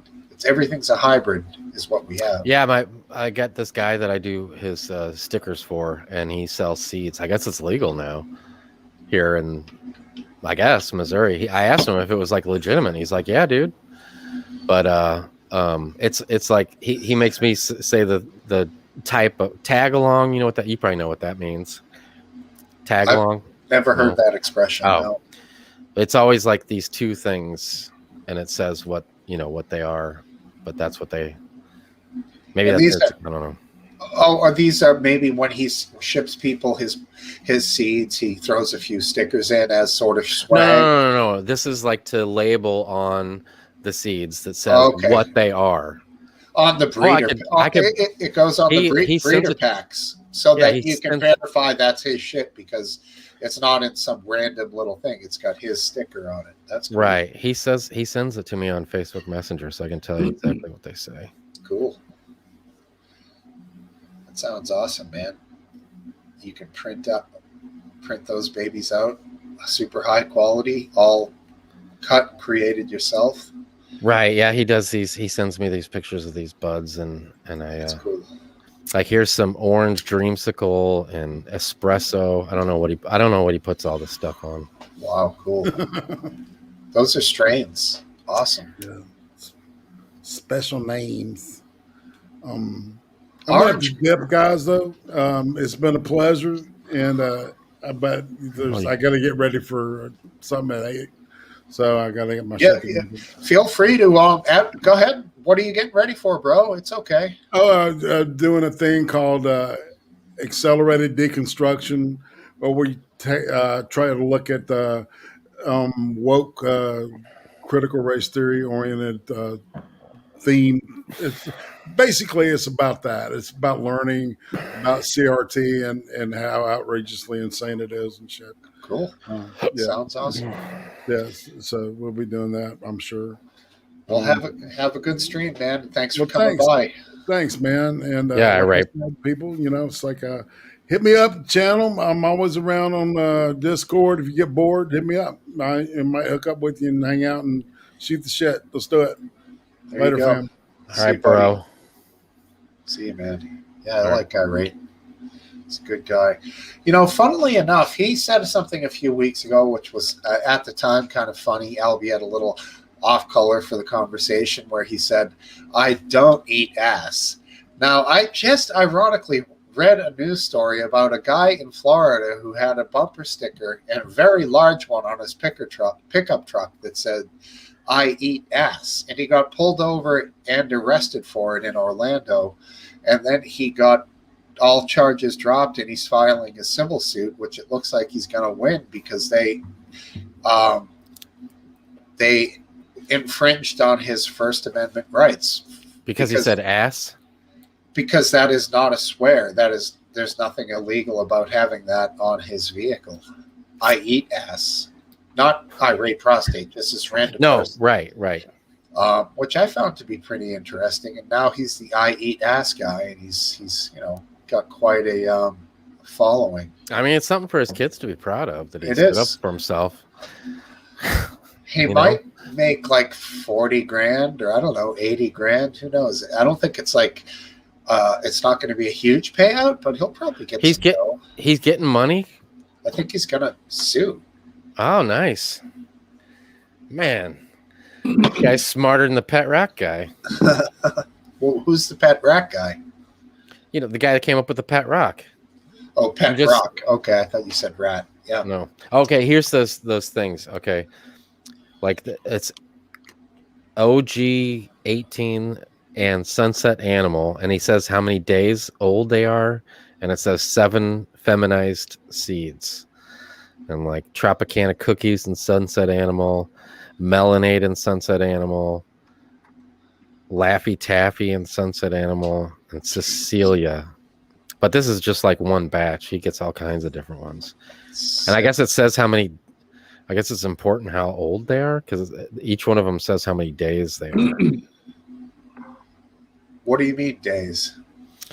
Oh, okay. I mean like how long they've been for sale. I see what you're saying. Is that how long they've been? Like how old they are? I guess it makes a difference or something. I don't know. Possibly to some people, but I think there's like so many amazing strains over the years that nobody could ever. Yeah. So it's all just. They're all strains of strains. It's amazing.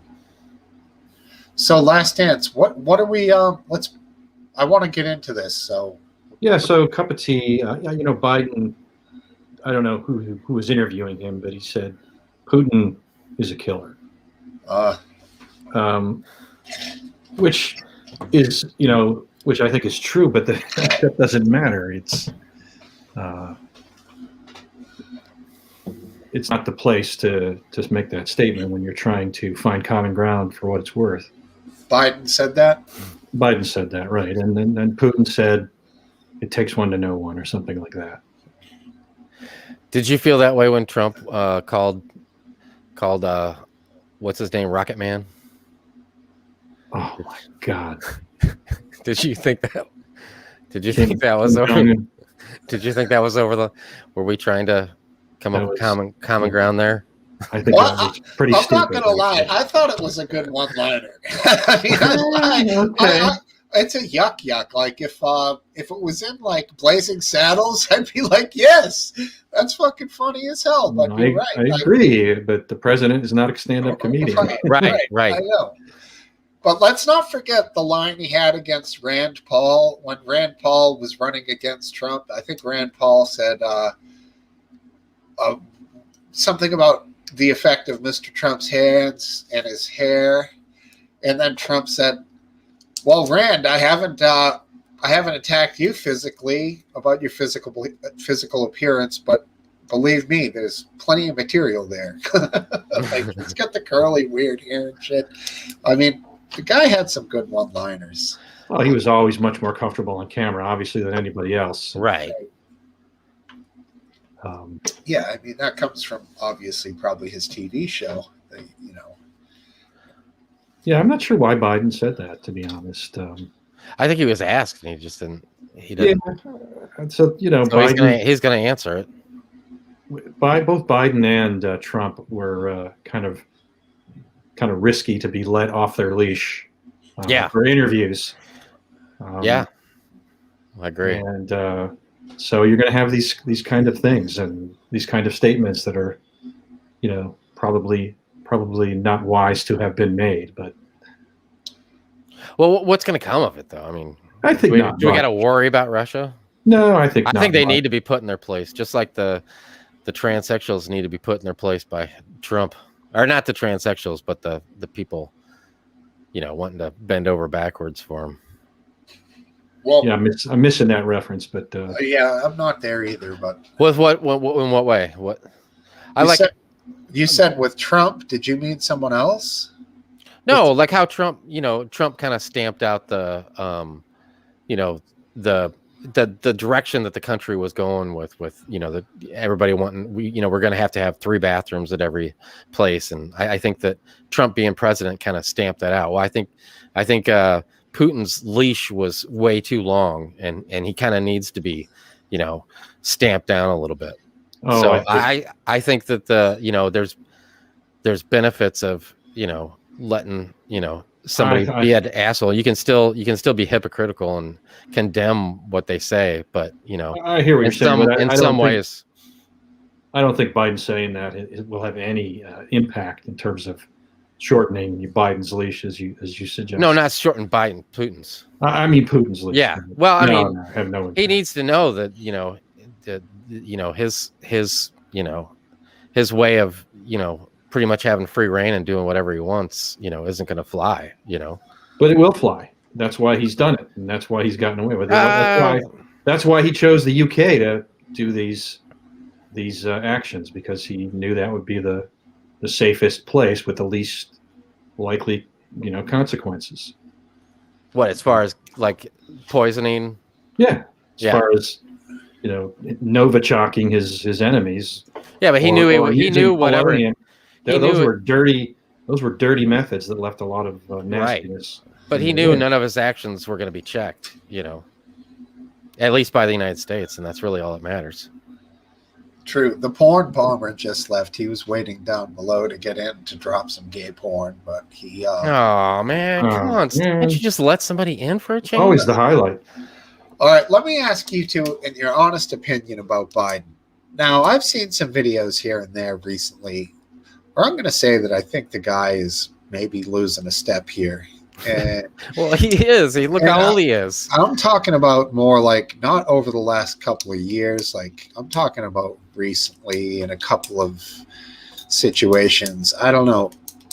the whole delay on the press conference and the way he seemed to be being almost shuffled out of interviews by his aides, quote unquote, He's like, really quickly when oh, it's people time to are go. trying to get questions in, and It was like that for the campaign too. Yeah, oh, yeah. Well, I guess and I'm noticing he'd be in the more. middle of he'd be in the middle of a thought, talking about something, and the moderator would say something, and you'd notice all the other ones would continue and at least finish what their sentence was, and he'd be like, oh, okay, you know.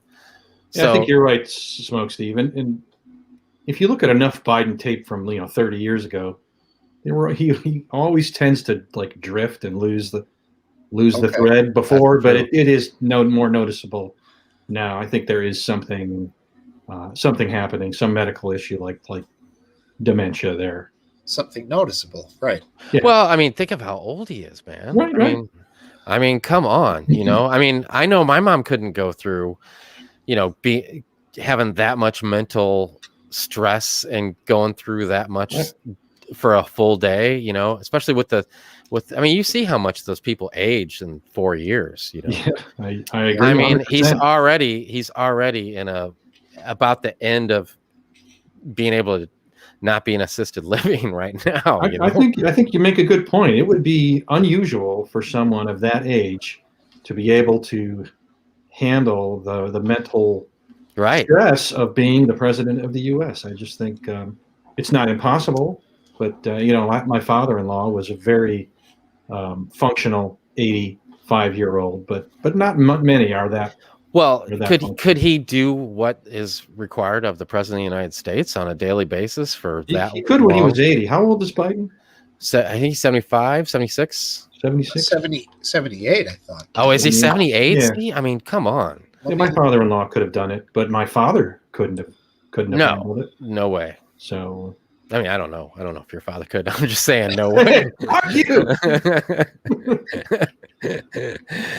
78. Yeah. Yeah, man. I mean, seriously. So that's the choices we had, Think about it. Just the way it worked out. He's 78. What we don't know is what gets dropped on him over the first few weeks of the people in the intelligence level of the government that don't leave every 8 years, that know what's been happening for the last 30, 40 years, that the public doesn't know, that they have to tell the president all of this. Like, how much is that going to immediately aid somebody? We can't even imagine the shit that they're telling him that could be happening to the world, with this happening, with that happening, with the result of this one thing and that one thing. There's so much crazy things that could happen out there.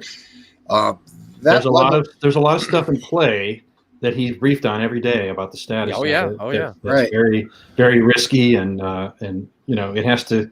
It's on his shoulders, and right. That stress must be near to unbearable. I would think, man. I mean, with that said, when I see him interviewed or asked questions or something, I mean, right now, do I have a bunch of worry? That he's not. He seems very capable of taking his time and making his own decisions. Can he do it on a whim like he could have when he was younger? Absolutely not.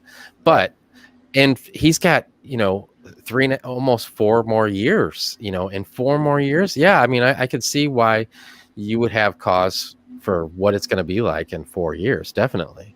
Yeah. It's also true that he can accept as much assistance as he wants or doesn't want. He did put, I mean, whether you agree with their decisions or not, he did put very qualified people in a lot of important positions. They're very experienced, and in that sense they're qualified, but I kind of worry about their these warmongers that he put in. I agree, but they are very, it's not like they're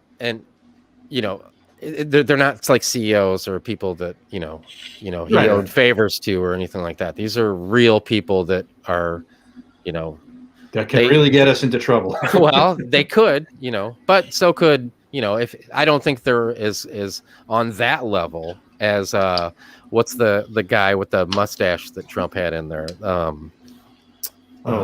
John. Yeah. Why can't I think of his name? I know who you mean. Well, That he eventually had to fire because he Bolton. Yeah. I mean, said B. I mean, he's Johnny B. He's way farther. If you're worried about that, he's way further in that direction than most of the people that I feel that Biden put in place. Yeah, I did worry about him. Yeah, and he was, he was the problem. he was more qualified than most of the people that were in their positions too. How about Lloyd Austin? Do you like him? No, I don't even. No, but that doesn't mean that he's not qualified. Warmonger? Absolutely, but okay, but probably not quite as experienced at knowing how to pull levers to get the war fever going. Yeah, I'm not familiar with his background per se, but I mean, is he like a combat guy? He's sec def, right? Yes. Yeah. I'm not familiar with his military background, to be honest with you. Lloyd Austin. Let's see here. I've taken a lot of break from politics, and I know I'm not alone, which is this doesn't look good. The first thing I find, Defense Secretary Austin to North Korea. U.S. is ready to fight tonight. Yeah, it's not good. We don't like that. Yikes. I mean, you might say you need to say that so that the deterrence is there, but you don't need to say that because deterrence is there because they know who we are. They don't need to be. When you say something like that, it might actually aggravate things and may even scare somebody into doing something they shouldn't in North Korea. Yeah. What the hell is it that's going on right now with North Korea? I mean, I don't know. I assume it's the same thing that's always going on. They're building nuclear weapons and intercontinental ballistic missiles to put the weapons on. Yeah, it has to do with Malaysia. We extradited a North Korean from Malaysia. Oh. They're pissed. There's a whole craziness. It's a hippie. Cup of tea. Cup of tea really is your big fan, David. Oh yeah, he loves me. He loves me. That's why I won't. Me. That's why I won't come on here because you heard how nervous he was when he called into Hayden. He would be 10 times more nervous if he called in here and talked to me. The love just shines through everything he says. Yeah, I'd love to have him. He doesn't have to go on camera. Like I said, he's welcome to come on and just converse. Of course. Irate Prostate doesn't go on camera. Yeah, right. Cup of tea. Just call my cell phone. Let me give you my cell phone number, and then I'll put the phone by the microphone. Either that or he pulls up YouTube on his phone and just clicks on the link and talks through his phone. He's got the old phone with the cord, the curly cord. Coily. Yeah. And then he can only get, 5 feet away from the source, so he can't make his way to the computer. Yeah, all right. Well, cup of tea, you're welcome to come on anytime you want, buddy. I gotta grab a couple of beers real quick. And, he's getting ready. I think he's getting ready. I think that's what he was saying. He said, "I can destroy you now." He's getting his stuff together, and he's gonna call in. So go get your stuff. All right. By the time you get back, I have no doubt he'll be sitting there in the waiting room. All right, keep it on the up and up. Put your asbestos vest on, aphid lip. Cup of tea is going to throw some fire at you. Yeah. He ain't going nowhere. How long have you guys been feuding? Jeez. I mean, I don't know. Probably longer than you and your German friend. Really? I would say, yeah. So you were. I always get because you were live. I swear to God, I don't think he's ever missed any live show I've ever been on. He's been on every single, whether it's in here, trigger warning, one of my shows. He's always been he's been the most consistent, which I appreciate. I always like the live shows myself, so I can't. And plus, my wife is a huge fan. I'm sure. Wonky. He makes fun of my wonky eye. I have a lazy eye, which is hard to catch, but cup of tea spends so many hours gazing into my eyes that he caught my wonky eye. It's always good to have people around to remind you of any imperfections you might Right, right. have. What's It's amazing saying? how we demand perfection in others. Right, right. There Well, was it makes ourselves forget our shortcomings when we. there was a woman who was had to resign from a publication called Teen Vogue. She's 27. Her name is Alex McCammond. Mm-hmm. She's 27. She had to resign because of some tweets she did when she was like, I think 17 maybe or 19. We're talking when she was a teenager, and also like 10 years ago. And you can't be forgiven if you apparently you have to be perfect to or you get canceled. Did you answer this already? Sorry to No, he interject. was talking, and I wanted to give Last Dance my full attention.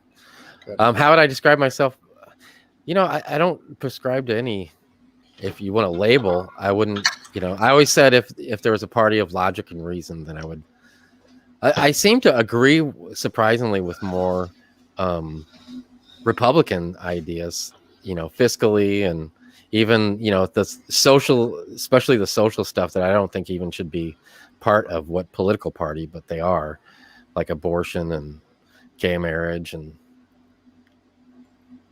For different reasons. Usually. Where do you stand on abortion and gay marriage? Abortion, I used to be, I don't know if I would have had abortion, but I was more like, which I still kind of feel like it's their body, it's their choice. I don't feel passionate enough to fight for it.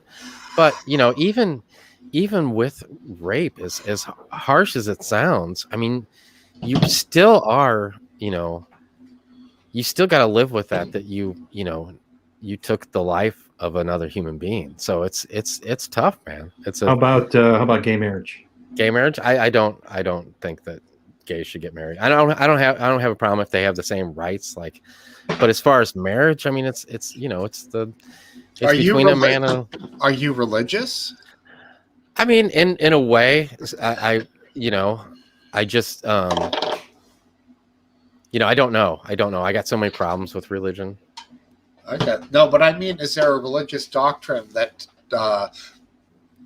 maybe nudges you to feel that way about gay marriage? Like, what's your reasoning?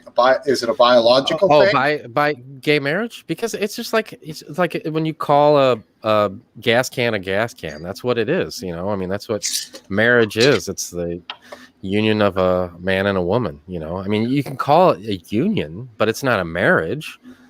It's not, you're not getting married, I just don't like, I understand that, if they want to live with each other the rest of their life, they should have the same rights to go in if they're on their deathbed or if they want to pass on, inherit whatever from the other person. That's fine. I got no problem with that. Well, that is, but as far as that is the legal aspect of yeah, marriage. yeah. But if it's called a marriage, it's not a marriage. So, I mean, it's just not. It doesn't make any sense to me. Well, it's just a label then. But I think the important thing, right? It is just a label. The important thing is when you drop a label on that, you drop a label on everything. Drop a label on your ass. Yeah, but I mean, who cares? Call it what people want to call it. It's just like abortion. I'm not going to fight for it. But if you ask me and you want my opinion, that's my opinion. I think someone wanted to know what where you stand politically, and you sound pretty much all over the place, kind of centrist. Yeah. Well, yeah. I mean, everything is based on logic and reason, but it's not with people, they got to check with their party and see how they should feel, just like wearing a mask. I mean, how is that a political thing? How can you say that that's a political thing? I mean, it just makes no sense to me. Well, I want to just get one thing in on my quick opinion about the gay marriage thing. Like, I find it to be like the fact of two people being in love. I really don't care and I don't even give a fuck anything about anybody else. Let them get married. What the hell? I'm not the defender of language. Are you? I mean, are you going to go so? are you going to go and like to a parade and hold a sign that says "Let them get married," or do you just feel that? I would. You would? No, You think they should be able to go and get married? If there is a legal benefit to be had by marriage, then it should be available. Well, what if people. it's called a union? What if it's called something different? You know. So you can call it whatever you want. I want the legal benefit to be the same.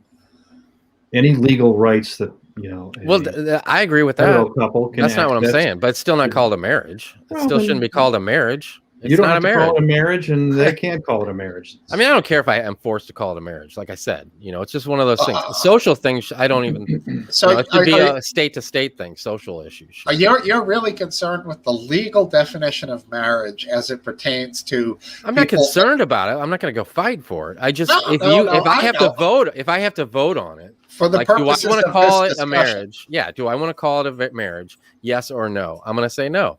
I don't think it should be called. But if I go to this, if it says, do they get these rights? I'm going to vote yes. I don't have a problem with them getting their rights. And if you want to, if you want to bring it down to, that's just a name, why do you care? Why do you care? At this point, it's like, well, that's just that I'm drawing the line somewhere, and that's where I'm drawing the line. Yeah. I mean, really, you're arguing for very little here other than the word. Right. I understand that. I totally understand that. You're saying, like, let's say but if it goes to that and like if there's some old guy that lives with some younger guy, and there's honestly, I mean, I don't even know if this is realistic, or old lady, let's say, and some younger lady that just doesn't have much of a life and ends up taking care of this person, if they want to have the same benefits, pull one under their healthcare wing, or then that should be the same thing as a gay marriage. As far as a union, they should be able to create a union between those two.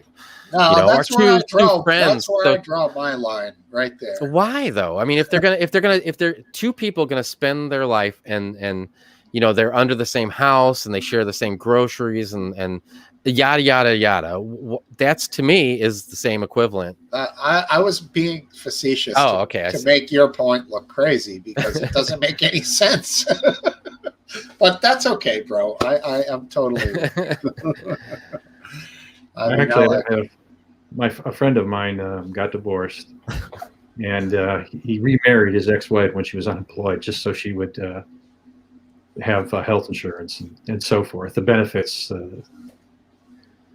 He didn't want to marry her, but yeah, it happens a lot with people from different countries and stuff. Yeah. Right. Yeah, marriage was a property thing. It was about interesting. It was like a business merger in many ways. It's like when people buy like a BMW and they put a label on it that is like a better BMW. It's not that. It's just because you put a sticker on it. That's the way I feel about gay marriage. That's exactly what not a marriage. Finally, somebody has figured out exactly how to describe it. Oh, I have some people down here that could be actual people. Hey, Lessons, can you give me a thumbs up and then flip your thumb upside down? All right. Just mute him. You can always just mute somebody until. There he is. He's been on. How you doing, guys? I know. I remember him. That's a good test. Yeah. Thumbs up, thumbs down. I've watched. I'm subscribed to Lessons for Life, and I've watched his videos. Superb. I like your stuff. I think you have a good sense of humor. Yeah, I'm good. Good to see you guys. I'm up all night because I've got a newborn at the moment. Ooh. But, I saw that in your video that you just became a father, didn't you? That's right. Congratulations. You do watch. Yeah. Very good. I mean, I don't watch everything you put out, but that's it's my second channel, so I don't usually have that one on unless it's the weekend. Aphid Lip is actually a government spy, and he's just everybody all over the world. I'm just waiting for you to mess up. That's what all those monitors are. It's spy This apparatus. guy. I got him on one of these back here. I'm tapped into his nanny cam that's in his child's room right now. So I'll let you know if she needs anything.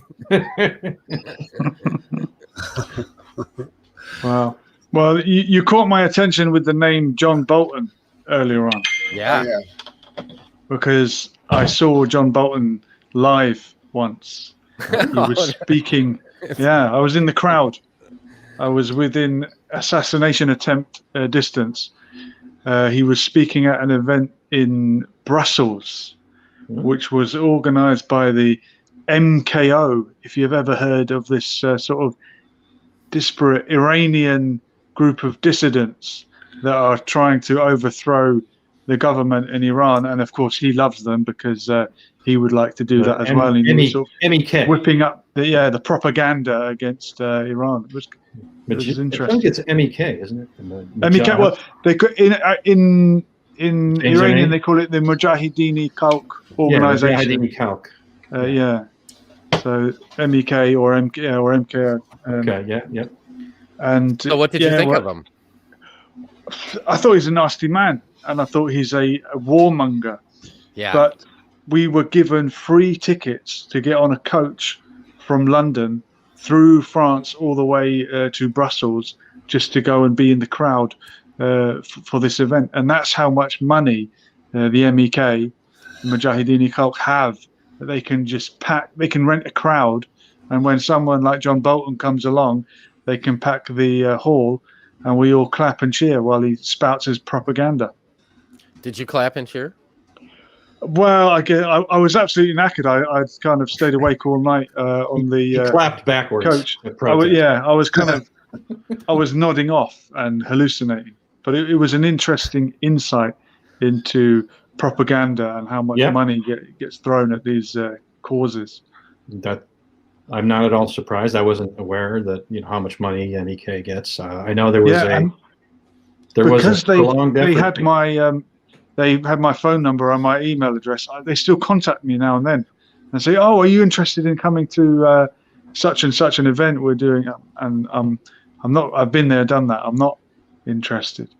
Very quickly, let me just bring in Nil, FTW Nil. He's a good guy. I know this guy. That looks like Rudy Giuliani. Hello, Nil. Nil for the win. Yeah, it's something like that. How you doing? Doing good, man. Y'all can go ahead and continue what y'all was talking about. Go ahead. Sorry, continue. I was going to say, I don't know if you're aware of Lessons for Life, but for a long time, the Mujahideen Khalq was a terrorist organization by the U.S. government. Yeah. And when did they change? Yeah, when did that change? There was always a strong lobbying effort to change that, and I'm not sure when, but it might have been Trump. But they were removed from that list. Not interesting. Not too long ago. Yeah. Yeah, it's my enemy's enemy is my friend. It's partly that, there's a lot actually to that. It's partly that the MEK sort of distanced themselves from some of the terrorist attacks that got them on the list in the first place. So interesting. Yeah, it is, isn't it? They haven't paid you a visit, have they, or bought you a headset or something? Let me just take this sack of cash out of the way here. Yeah, no, it's an interesting one. I'm always fascinated by who's in whose pocket, and I mean the MEK I think were Saddam Hussein was quite friendly to them, and they were based in Iraq, in a place called Camp Ashraf. So they would have kind of been an ally of Saddam Hussein, who of course wasn't, or he was a friend of America and then not a friend. So they all these groups get stabbed in the back by each other eventually. Right. And I don't know any idea. I don't know that we ever come out ahead by playing this game. I'm talking about America. Yeah. So would you be kind of like a non-interventionist or America first type outlook? I have come around to that. I was the other way. In fact, I was a cheerleader for the Iraq War. Oh wow. Okay. And, Wow. most people are ashamed to admit that, and I am ashamed to admit that. But yeah, I was, and I've kind of come full circle, and I'm very much a skeptic of all foreign entanglements, including NATO. Yeah. And Wow. certainly the Afghanistan, and get those people out of there. Wow. What was it that made like the penny drop with the Iraq? Was it the Iraq War in particular? Yeah, I think it was more than anything. But it's also just enough experience seeing the results of the same results for every foreign intervention, essentially. Whether it's a big one like Iraq or a tiny one like Libya, or it's always the same. That we don't really control what happens, no matter what we do on the ground. The only thing we can do is make things more miserable. That's because you're talking about foreign powers or just centralized major powers going at war with each other. Yeah, you're always talking about the same shit because of that. My bad. Yeah. Sorry, language. I don't know why. You're always talking about it because that's what you're talking about. You're talking about these major powers that have gained all this power, gained all this, social connections and all this, these politicians, career politicians, things like that. You're always talking about the same thing. Yeah, of course. Something because I that's realized. what we're talking about. And when I was asking Aphid earlier about how he would consider himself politically, and I understand you don't like to use labels, but at the same time they are very important. Because Why? It tells Why you are they? Because it conveys the ideology that you prescribe to, which Yeah, but I don't are prescribe. I don't prescribe to an you ideology. prescribe to a ideology no matter what. Yeah, but it could be a combination of many labels. Yeah, that's what I'm saying. Yeah, but So- you still, I mean, in you order could to put- you- convey you could- yourself to other people, you have to label yourself in some way. No. So there is no way that you can completely get away from that, because even if you don't want to label yourself, somebody else is just going to say, oh, well, he's just this to somebody else, just to make it a whole lot easier. Yeah, but you didn't ask everybody you else. can, You asked you me. can, yeah, I was asking you because I know, and I told you. That's the way you were kind of getting around it. It's like, you don't want to label yourself, but at the same time, you have to. It is a part of structure. No, somebody that tells does that is, in my opinion, Yeah. and I'm not saying that I don't. I like the two-party system, but it does show that they have to check with what's going to be accepted on how they think, and I'll never do that. I'll think of each thing individually. It's honestly only one side that really thinks that way. Yeah, Because if you really understand the ideologies behind the two-party system, you understand that it's only one side that's always been identity politics throughout the entire history of the country to this day. That's why whenever people bring up the big switch and they believe in the big switch and all that, I just ask them, okay, well, when did it happen? Give me what year? And they can't. They say, well, I don't know, the 60s. Well, okay, well, your side, the one that you normally, or that they normally vote for, is the same side that voted against the Civil Rights Act in the 60s. So at what point? It's not. Plus we have a guy in office right now that was advocating for segregation all the way up to the late 70s, in even the early 80s. Sorry, those are all very one of his best friends was Robert Byrd. What were you going to say in response? Last Dance? Did you have something you were about to say? I just wanted to hear. Yeah, people change, and the Democratic Party of the 50s and 60s is not the same in any meaningful way from the Democratic Party of today. And Robert Byrd has also changed.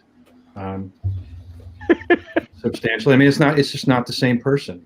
You can talk about, I mean, and I've changed over the years too, and I'm not the same person. So, Right. I'm not sure Sorry. I'm not sure that helps understand what's happening today.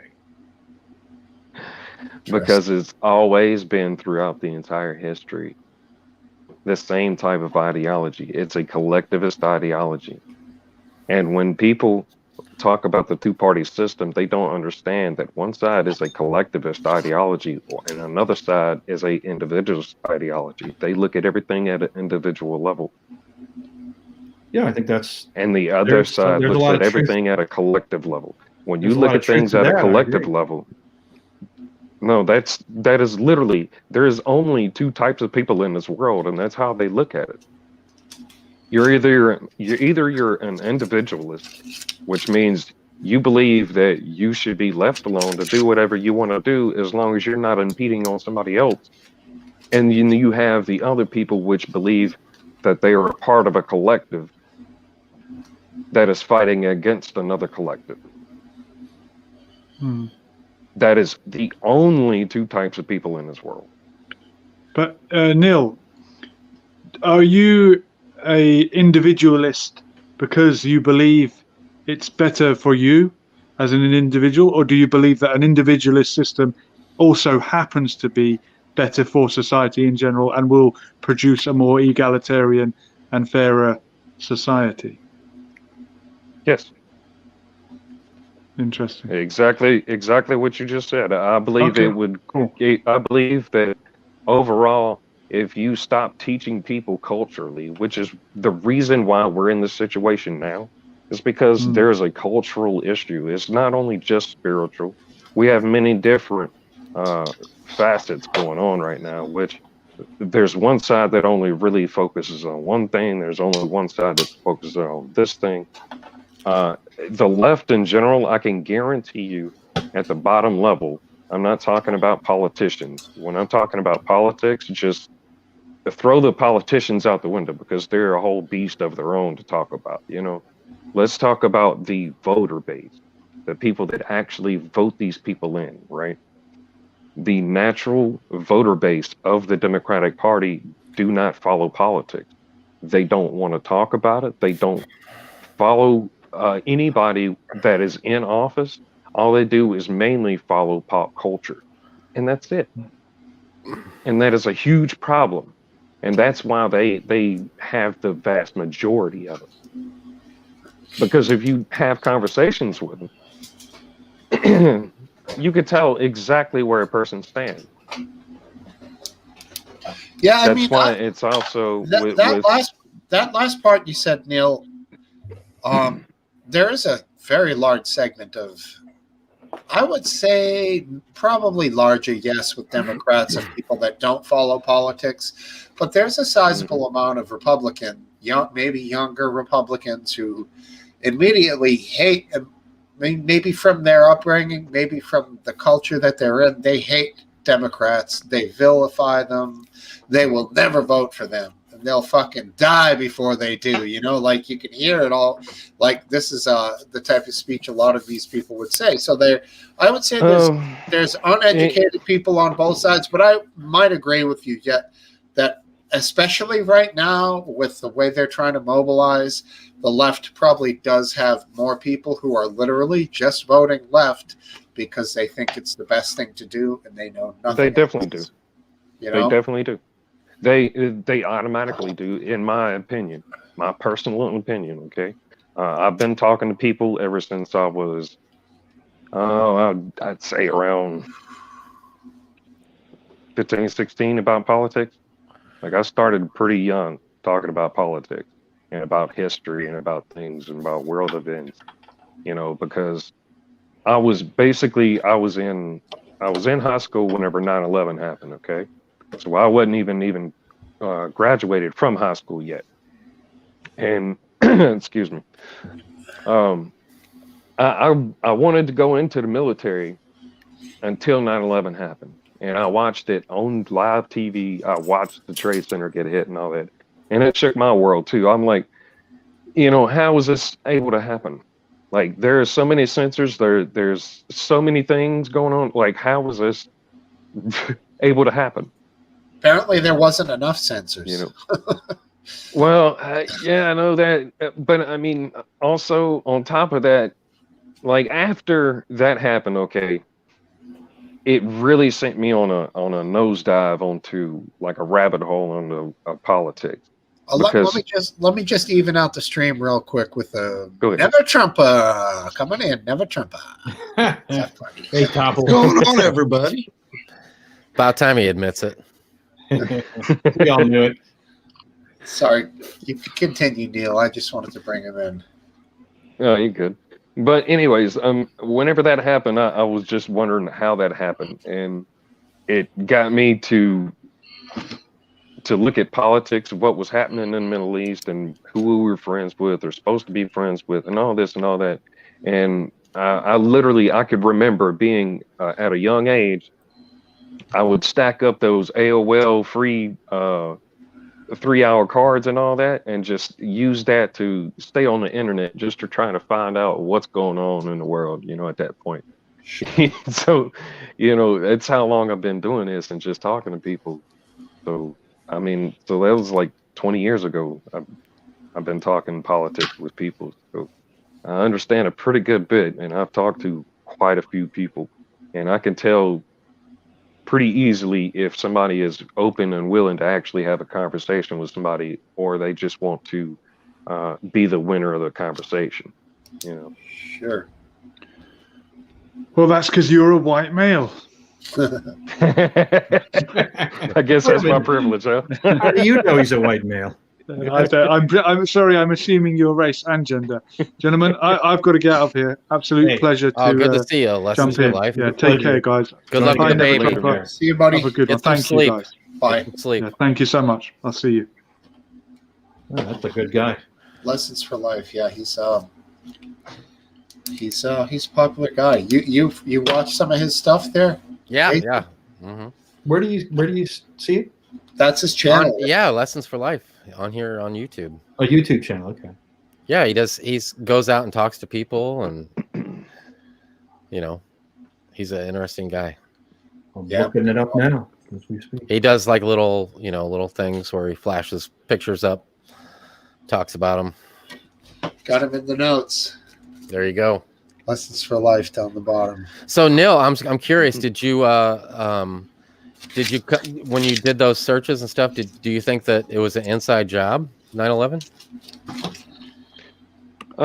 Man, I don't know what happened, but it's strange. Does anyone? The 9/11 report does not make sense. Like nothing about it really makes sense. It all just kind of looks a little fishy. And I've seen a lot of people conduct experiments. I haven't conducted any myself, but I've seen a lot of people try to conduct experiments and try to recreate some type of situation to happen, and they're just like, I don't know, there's too many questions involved. Yeah, way too many. Let's address one thing I always found glaring was the early on evidence that there were some dudes, I don't know who they were down below, maintenance guys or facilities guys, that heard some bangs inside the building underneath, something like that. Now, I'm not a questioner or a denier. I just want to make that clear. But to question things that are accepted, there's nothing wrong with, as long as you're not denying people's grief, and we're just questioning possibilities here of other, exactly. things. I don't care what YouTube says. There is no harm in asking questions about anything. Okay, kiss my ass. Just saying. That is personally one question I've had about it, and I've also heard some evidence about thermite, which I don't know. There was a lot of engineers who put together some videos about that sort of thing. Well, I mean, it's hard in my mind to conceive that jet fuel could be hot enough to produce molten metal. And then on top of that, how is it going to fall on its own footprint, because if you watch any demolition video, it's a hard thing to do. You have to force it to fall on its own footprint. Something like that should have, logically in anybody's mind, should have toppled the building in a certain way. That's my main concern. I mean, Like, that's the first thing that come to mind when I seen it happen. I was like, wait, what? what do you think? How? What do you think, Gabe? Does any of this stuff? Did you ever question anything like that or wonder? Well, I saw the second plane hit, and I saw how far it went down and everything. And when it was on fire, I said that that building's going to fall. And what they have to do with, bringing a building down, how long it takes and what they would have done to put charges all the way up that building, and this massive conspiracy with, tens of thousands of people that go into those buildings every day. Doesn't make any sense. I just can't see it being pulled off and risk it to the, and then the with the temperatures and stuff, I mean, we used to melt metal, with, wood and stuff with kilns, and you add wind and air and oxygen at a high level, with the winds that they had up there at the top, blowing through there, that heating up that. And I don't know. I mean, do I think people are crazy for questioning it? No, a big event like that, obviously people are going to have questions, Right. Same thing with the moon landing. But, do I think that there was some procedure to tear down those two buildings with, and we all saw the planes hit them. So, no question for that to all happen. Well, no, I don't question if the planes hit them. We saw the planes hit them. And like, the eyes of those firemen. I'm just questioning how it all happened in the first place, and the politics of it, and what drove it to happen in the first place. That's the main thing what I'm talking about. But the whole thing about it was fishy also too. That's all I'm saying. I'm not saying that, there was a whole conspiracy. No, I'm not just crazy person that, but don't frame the whole conversation like that, though. That's all. Well, the same group essentially attempted to do the same thing 7 years earlier or thereabouts, and they came damn close, from what I understand. They just didn't really, I guess, have the math worked out on that. But there was definitely a failing here of security. The second attempt. Obviously, they did it vastly different, but there should have been some foresight in the fact that they so easily took over jet airliners with seemingly small weapons. You know what I mean? Like, but that turned out to be catastrophic. Well, yeah, but it was a vulnerability that I mean, the fact that who they didn't have the blamed imagination to see.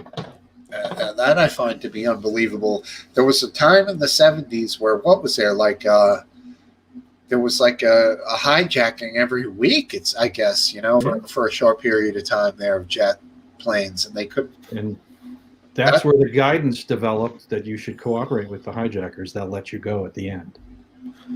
It's also what I'm saying. Like, who they blamed also is not who we invaded. That's true. That was the whole precursor to the whole Iraq situation.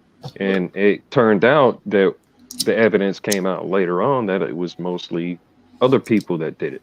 And I ain't going to say who it is because I don't want to get yeeted off of YouTube either. But yeah. Well, 15 of the 19 were Saudis. It was, Yeah. It was mostly Gulf area. And Egypt. And an Egyptian, right? Well, it wasn't a national thing. It was a ideological, plus it was economical, because not too long before that they were trying to force, or I think the Middle East was trying to use the EU dollar or the European dollar instead of the American dollar because of the tax hike or the interest rate, and I think that's what kicked off 9/11 in the whole first place, to be honest. Neil, do you think that Hillary Clinton is involved in child trafficking? She's involved in a lot of stuff, but I don't know about that. What about the world? Is it round? Yes. Just trying to get some Just baseline. like your damn head. Yes, I'm not I'm not that far out, dude. Just I'm trying just to get looking some at baselines. No, I'm just looking at the evidence of what we have seen over the years. All right, Aphid, do you question anything except gay marriage? We know that you're all fired up about Absolutely. that. What else? Well, I highly questioned when they were telling us not to wear a mask, which I talked to Graham and Hayden about when they first started doing these pubs, and I was right. To not wear masks when they said that.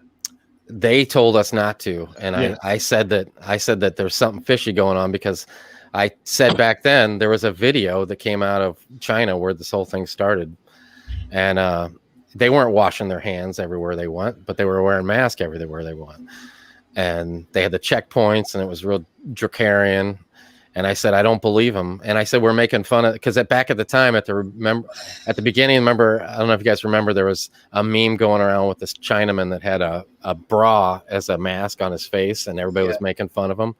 And I said, we're going to look back on this, and we're going to say that guy was smarter than we are for not wearing our mask all the time. I'm not going to look back and say that. I think you just about.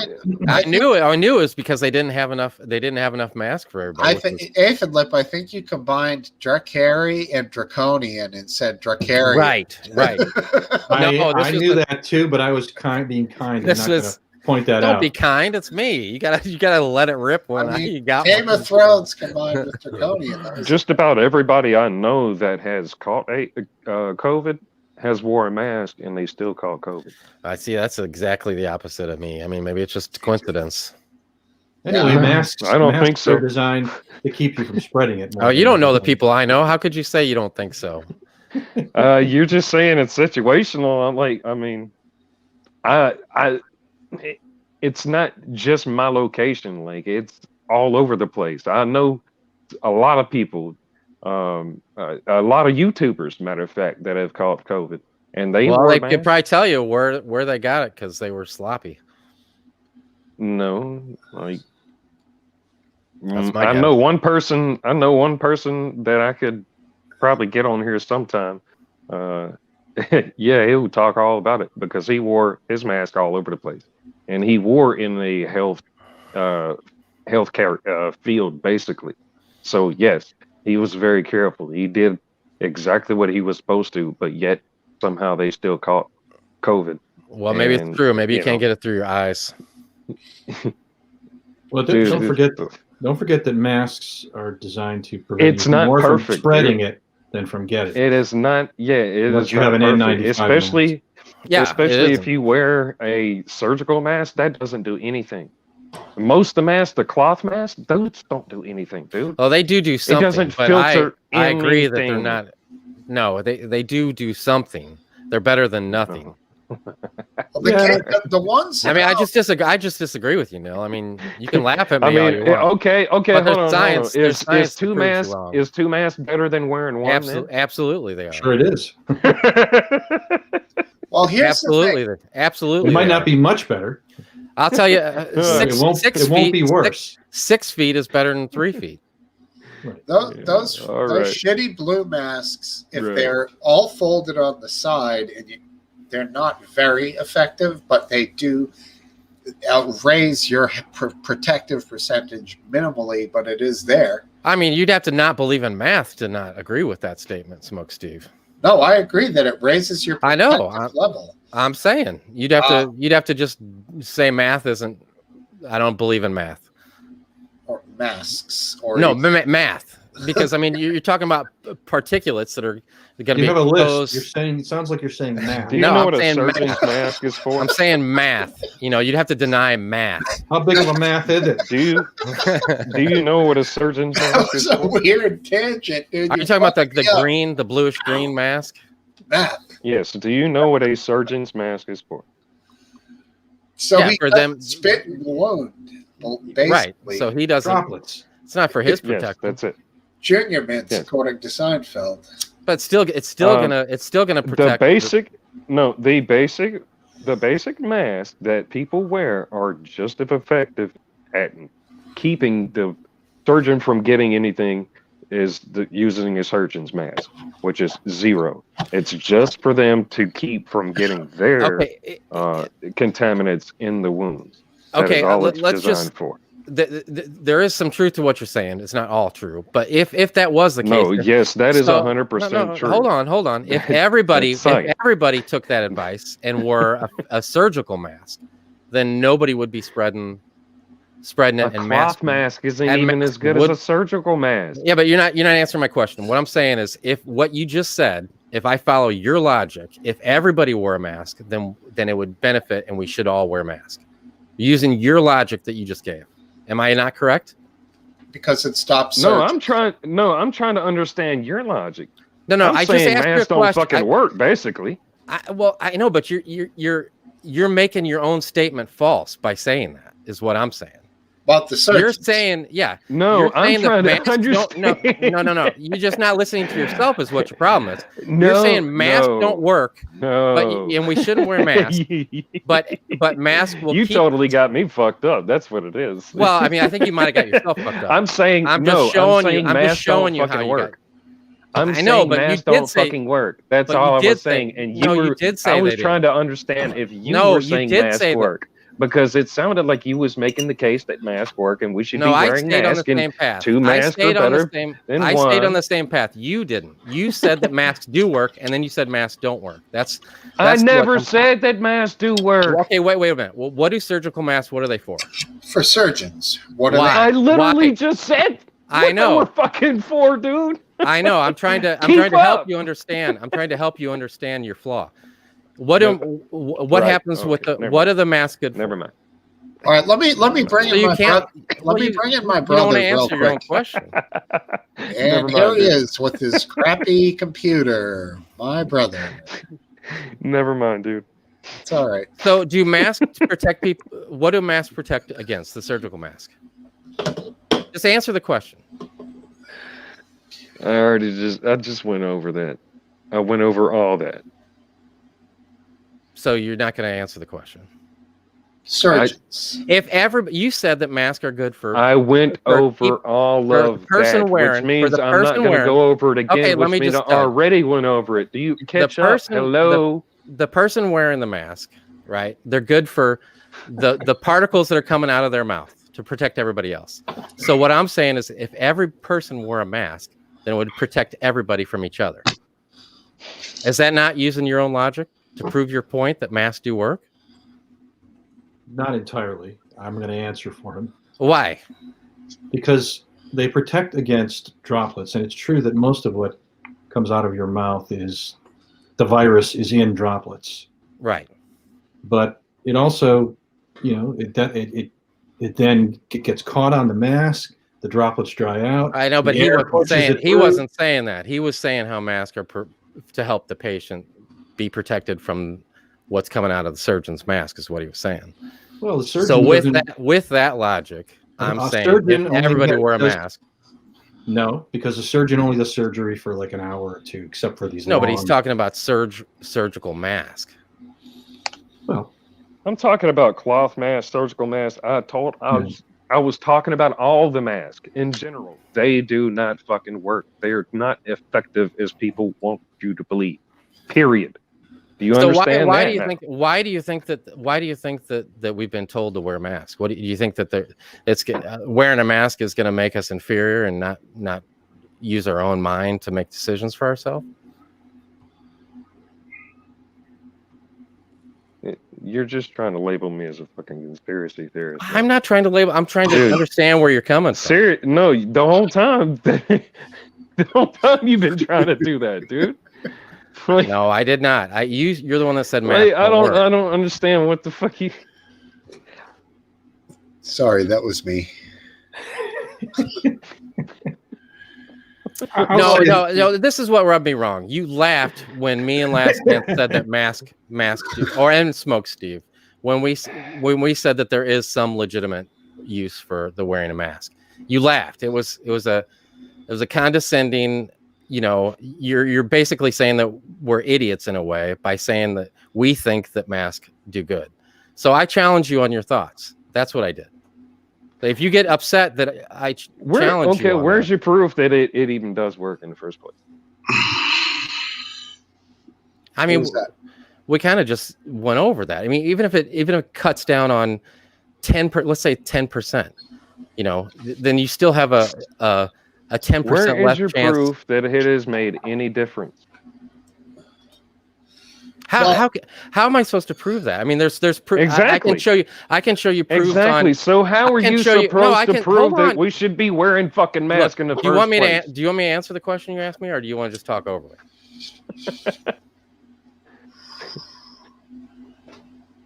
Or you don't want to answer another question? Go ahead, dude.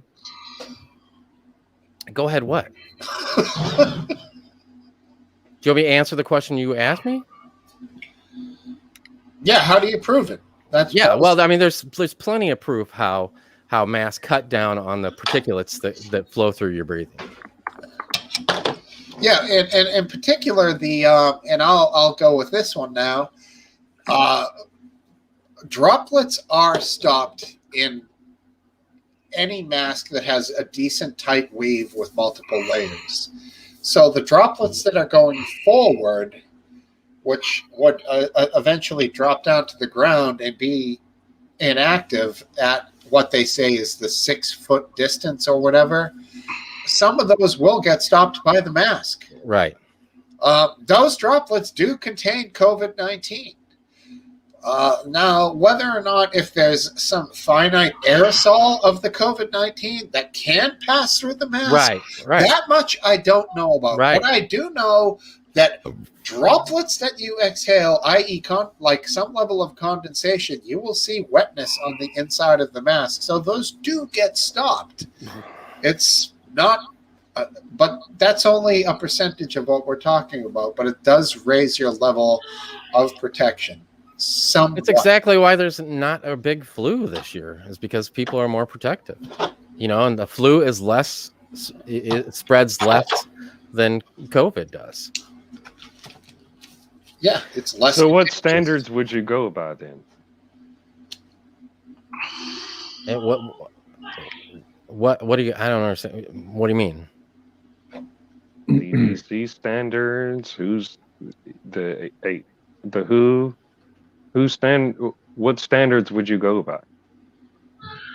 The WHO? Is that what you're saying? I'm not going by any standards. I'm just wearing a mask when I get into small confined areas that there's air not moving around very good. Right. I don't know how effective it is, and I'm always skeptical when someone comes out with a study that says it is effective, and then someone else says it's not effective. It's just so damn easy to wear that it's it's ridiculous. It makes no sense. I mean, is it really that bad? Like, are you getting controlled by not wearing one?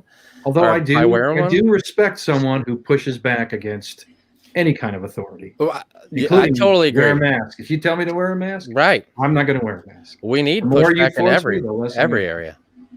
But it's true. I don't know if it works. I would not be surprised if in another year it turns out that the masks I wore were next to useless, and I would not regret wearing them if that were true. Look, it wasn't me. You didn't do that? No, I'm like Shaggy. It wasn't me. It wasn't me. It can't be. Is it Mrs. No. No, she doesn't have access to this. You crazy? Well, Hayden, that doesn't seem like something Hayden would say. It really doesn't seem like something Graham would say. It seems like something that young Alex would say. Young Alex. But he's not. He says he wasn't gonna. If it is, he should call in. I'll put my. I won't drink a beer if it means that we could talk with young Alex. Yeah, hopefully. Although I am going to leave here and go cook my dinner. Plus, someone hacked into my laptop here, and I'm getting totally screwed. No. Yeah, if I had to guess, I would say it's young Alex. Young Al, right on. Young Alex. How young is young Alex? He's in his 70s. No, I don't even know. What's he? Sounds about right. If you want to get me worked up, start talking about Ted Cruz. What should I talk about? Oh, yeah. What do you want us to turn the lights down low, light some candles, and really get you worked up? Yeah, get me worked up. Fucking, what are you talking about, guy? Ted Cruz, he gets you going. Yeah, the fact that the You're upset hospital, because his dad participated in JFK's assassination. That's what you hate about it. the rate in New York when we were at the height of this pandemic, the healthcare workers were percentage lower than the general public was of getting COVID. Jeez. So how that's excusable by saying masks don't work, it just baffles me.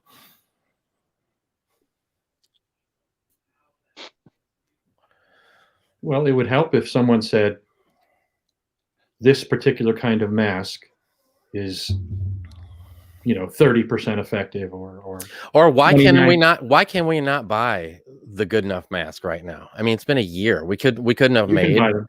Well, I mean, They're- now, yeah, but I mean, for the longest time, Oh, yeah, why no. couldn't have we have saw that there was an issue with that day one and started producing those masks? Yeah, it's a good question. I mean, it's ridiculous. It's not. We're not talking about a car here. We're talking about a mask. I've been wearing those since the beginning. I didn't like the cloth mask at all because they let just too much air in. Where'd you get them from?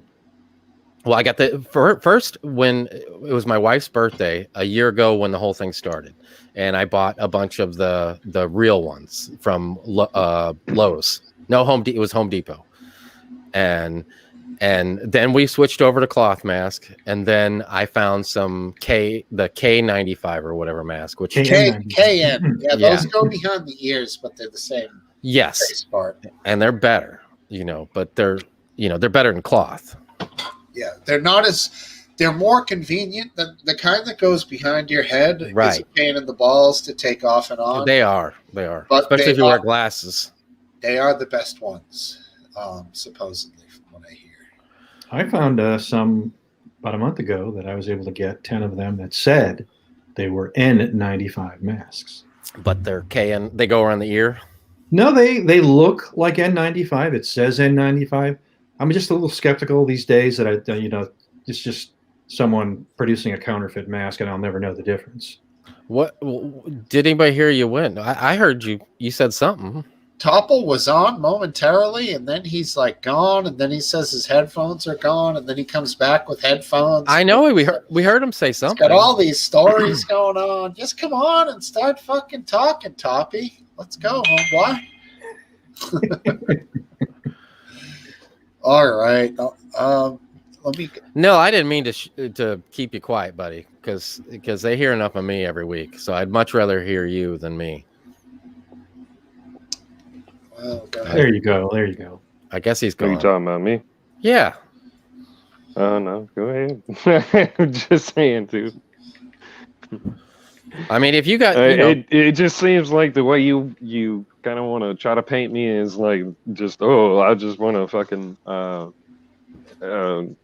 say shit just to say shit, or just be a conspiracy theorist or whatever. Try to paint me in that light. no, I did. I was just That's joking how- when I asked you about the Earth being flat, or if Hillary had. That's how Aphid says hello. He walks up to you and punches you in the face. But after that, he's your best friend, and you love him. I only question you when you seem to laugh at the three of us for what our opinion was, because I didn't laugh at you when you were talking about. Hold on, what did I laugh at? When we said that we thought that masks work, you laughed at us. Yeah, because I don't think masks work at all. Really, I just To be honest with you. that's the only time that's fine, and that's fine. my bad. I didn't mean. I'm just saying that's like, the only time I pushed it back at you. I didn't try to Yeah. paint you. I didn't try to paint you as a conspiracy theorist. my I bad, don't. dude. As long as if you can feel the way you feel, and that's fine. Like, it's going to be the normality for some people are going to be wearing. I think masks are going to be a bigger part of culture at some level here. Yeah, I think that's a lot of what has to do with it, and I think the reason why they don't work is because the entire time where I live, I've really not seen very many people at all wear masks, and we haven't had any really spike in cases like the media has said we have or something, but I haven't seen any changes in anything at all whatsoever. Well, None. do you live in a more rural area? I live in an urban area.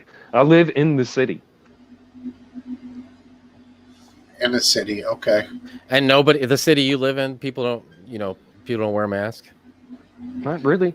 And you don't have to say where, but it sounds they like do. you're south of the Mason-Dixon. Can we say that much? Oh yeah. All right, Definitely. there you go. I thought you knew that. I do. But yeah, I just wanted to get clarification. I don't make any assumptions. But yeah, I mean, like, you see, apparently, you've got those people that wear their mask driving in their cars. You've got all kinds of people that you see, but for the most part, nobody really cares about wearing a mask. Hey, there's some handsome guy just came on. Looks like a movie star. Yeah, Is that Tom Cruise? How'd you get Tom Cruise on? that's Maverick. That's my older brother. Maverick. Yeah. Oh, look at that hand, that claw. That's beautiful. How you doing, B? Hey guys, what's up? I'm still in StreamYard, Steve. No, that's where you're supposed to be. Oh, I can see myself. I can't see you guys. We could see you. Oh, cool. We could see you and hear you. Let me go back over here. How's the sound? Perfect. Yeah. Perfect.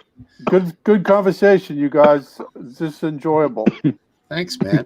I'm sorry that I'm having difficulties again, brother. That's No, okay. you sound looks like the best quality audio we've had from you since ever. There's no clicking sound at all. Right. Well, yeah. Well, I was on my iPad wasn't working very well, so I'm holding my laptop as I'm on my bike. So right on. Sounds good. Are those, I think it's the pink headphones. I think is what. Are those pink headphones? Yeah. my daughter took my wireless ones. Now I have hers. We can hear you. We can hear you. What's up, Topple? We can hear you. We can hear you. Yes. There we go. All right. Double whammy. Okay. Before I start this, let's go. I wear a mask. Let's go. Yeah. I do wear a mask. But my question is, now that keeps you safe with airborne, but what do most people do with their mask? They're touching. I want to know if there's a study out there that shows mask could be causing more harm by people touching their faces. I believe there is a study. There is? I believe so. That's one thing that I heard about. I would have to dig up for it, but that's one thing that I heard about is the fact that people touch it more, and it's less. It's actually more harmful because you're more likely to touch your face than you are when you're not wearing a mask. If you just wash your hands and don't wear a mask, you're fine. Normally, as long as you just keep your distance, which me personally, I don't like people getting near me anyway. So normally I keep my distance anyway. So normally I don't have to worry about that. But I do. Me personally, I will wear a mask if I go into the store or something like that. But my state just lifted it here recently, along with Texas. So I'll wear it. Maybe not. It depends on if I feel like it or not. Now, Florida had very open rules about anything. Like, I wish my brother was still here. He could speak to this because he was down there not long ago. But he, once again, disappeared. Anyways, brother. What he had said was in the supermarket, I think him and a few other people were the only ones wearing masks. That includes bag boys, cashiers, and managers and the like. So they ran it differently down there, and it seems like their numbers were better than other states that went into heavy lockdowns. So what do you attribute something like that to, Last Dance? You're right, and there's been studies that, like, for example, compare Florida to California, both radically different ways of reacting to it, very similar infection rates. So, I don't know. I think people behave differently in different areas, and that's all. That does have a lot to do with it. warm weather. I mean, maybe in Florida, Maybe. people don't get together as much. Yeah, like I could see Thanksgiving. Who wants to eat turkey when it's fucking 80 out? So maybe like no one gets together. Up here in the north, it's like 80 people get together to eat turkey and fucking pie. You know, it's like maybe. I'll put it to you this way: whenever the lockdown first hit, people were treating it like it was a vacation, like for 2 months at least afterwards. Like I saw block parties, barbecues, groups everywhere. Like if it was that big of a deal, then it would have happened, and it would have been a major crisis here. Not where I live. But it never was though. But these are all outdoors, right? And people are nobody's. Yeah, but still, I mean, think about it. What is 6 foot really gonna do? If you see when people breathe, like say for instance, somebody that vapes.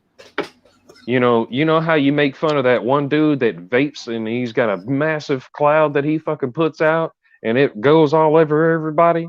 Think about that. That's the same damn thing as everywhere, everything else, but you just don't see it. Yeah, some people breathe a hell of a lot. Normally, we would have a guy here who would right now shower a massive vape. His name is Biscuit Vapes, but he happens to have a cold, so poor guy's not up for it. He got the jab, and now he has a cold. Not saying anything. Man. Oh man. Oh, we know what you're saying. Right. Neil. Yeah, what's up? Are you gonna get vaccinated? Oh no. No? Why? No. I don't believe in vaccinations very much, man. I've never in my life really got them, and I haven't got sick. I don't get sick. I don't get the flu. Like it just, I believe I've lived somewhat of a healthy life, except for here in the past year or so. All this. So you're not healthy? Yeah, I mean, I would say healthy, yeah. But are you gonna get? I don't get sick, dude. Are you gonna get a Trumple? No, I'm not. I'll wait a couple of years. Well, you were just going at him like. No, I was asking a simple question. Right. How about this? Are you going to get maybe in the future? You're going to get your children? Might. Me? My children? Fuck. I no. wouldn't. No. But I don't have kids though either. So.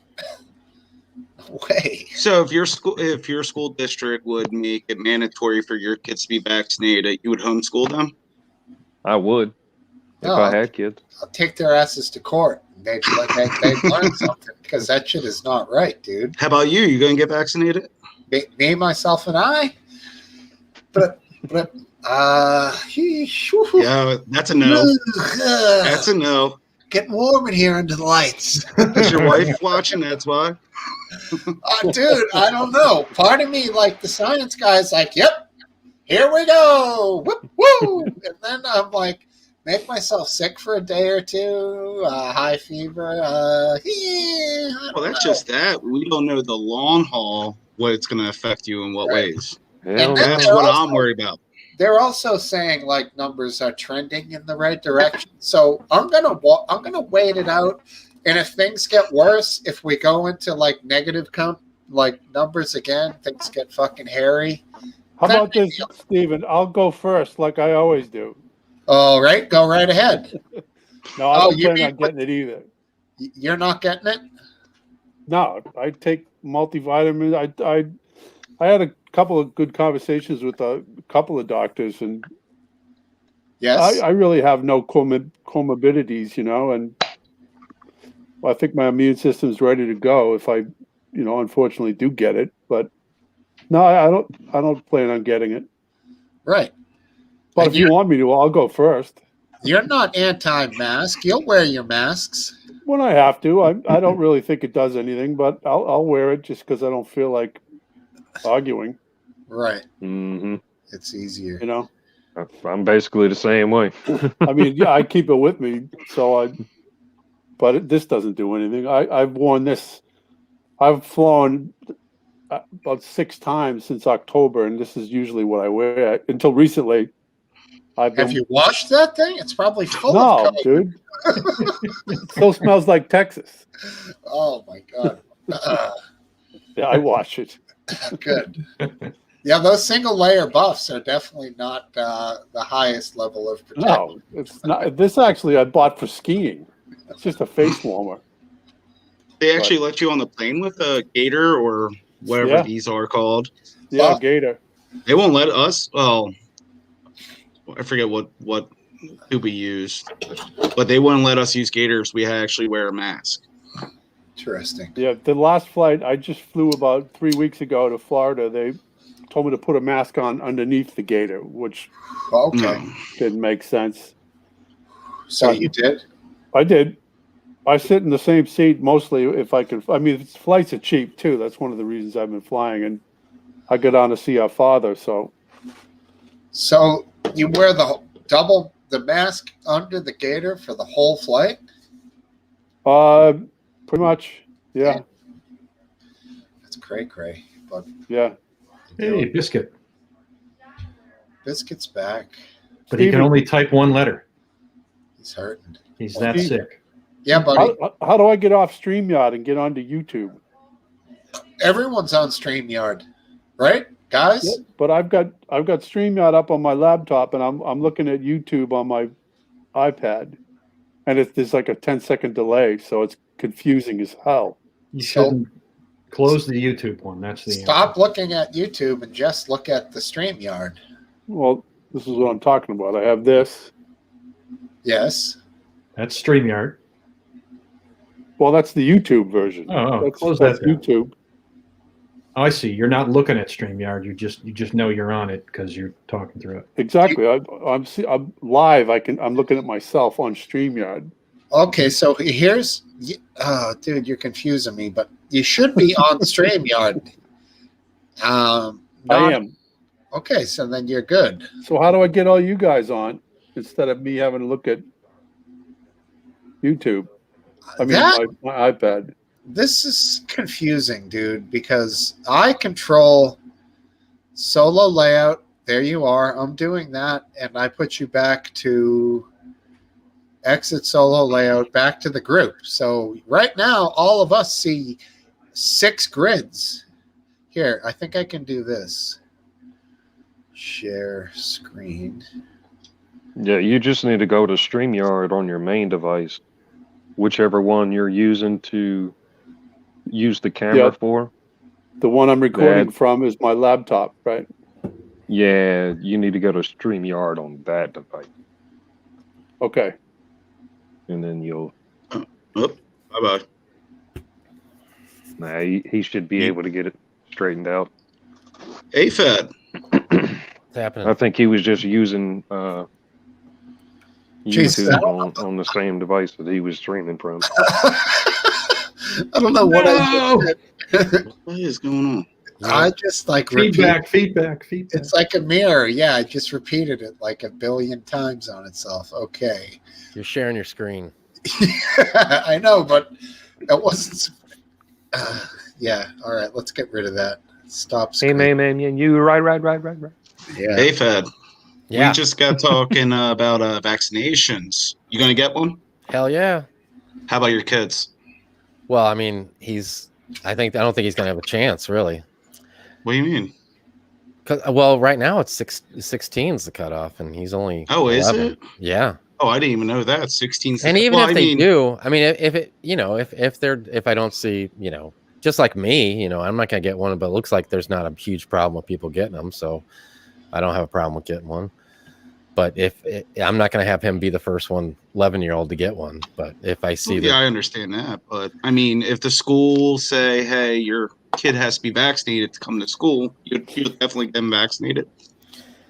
Yeah, I mean, I don't have a problem. If it's shown to be healthy, why would I, I mean, it doesn't seem like there's that much of a risk. I had that talk with him today. I was like, I don't know if you're going to get one. And he's like, what do you mean? I'm like, well, they're not giving them to people under 16. And there's shows that and he's like, well, I got a lot of people at school that have COVID. And I'm like, yeah, but they're, I'm like, they're not getting sick though. And he was like, yeah, but they can give them to other people. I'm like, yeah, but if everybody else is already vaccinated, then it's not harmful for them to spread it to other people. So they're not shutting down your school when kids have COVID? I mean, they did at first, and then they just kept lowering the standards. Where I live, there's not many restrictions. In the city there is, but out here in the county, at first they didn't never shut down the school. Last March when everybody got shut down, but this year they just would quarantine like the kid and like everybody else in his class. I don't know how it worked out, but my son's going virtual anyway, so it doesn't matter. But shit, he's not virtual yet. No, my son's been. We had the choice, and he chose to go, or we chose to go for him to go virtual. But he's got an underlying autoimmune disorder, and there was confusion. Oh, okay. Now we've talked to the doctors, and they're like, you can go back. But he doesn't want to go back, so it's going to be an issue with him going back. With us. We're pretty much, in that trying to, we've signed him up to go back, but he still thinks there's an option for him not to go back. So we're just going to have to deal with that, Hey, can you blame the poor little dude? He's freaked out. He doesn't know. Yeah. I don't know what to, I'm freaked out, and I'm an adult, I can't imagine what. Exactly. But what I said when I talked with Graham, I said, if we sacrifice a year, with these kids and everything, and it's horrible for them, that's just, if that, we're all going through hell, and we want things to be different, and why should it be different for any of us? It's the same thing, back in the 1917 and 18, with the Spanish flu, it was a horrible time for everybody. By the way, you know where the Spanish flu came from? China. China. Should have been called the China flu. China. Yeah. So yeah, he's gonna have to go back. He's gonna have to go back next fall. Oh, okay, fall. Okay. Yeah, Is he when missing? school starts up, huh? Is he missing school, Aphid? Yeah. Oh yeah. Well, yes and no. Yes and no. He's in the unique situation where he was in 5th grade and he's going to middle school, so he doesn't know what middle school is all about, and he thinks that it's like this horrible place, and he thinks that he's going to get bullied, and the kids are going to be like, "That's what middle school is all about." Yeah, right. Which we've had this conversation with family members lately, and some of them had said how horrible middle school was, and it was the worst. I thought high school was way worse than middle school. So I think it's just different. Wonderful. I think it's just different for every person, whether you blossom, in high school or middle school, it just depends on each person individually. Right. I think you Absolutely. You develop your identity in middle school, and that carries through to basically adulthood. I disagree, Steve. It develop. I said develop. Doesn't mean that it's set in stone, but I think you start to develop it in 6th, 7th, 8th grade, and that carries over to high school, man. And then once high school's over, you're an adult. So if you're like the alpha, then usually you're the alpha all the way through. All the way through. Some of those kids catch up, though. Yeah, you got outside influences that can sway that as well. But yeah, Right, for the most part. I had an interesting conversation with a preschool teacher recently, and she tried to say that a child's self-esteem is established by the time they're 6 or 7, and I disagree with that. I think that's ongoing throughout your life. Yeah, totally.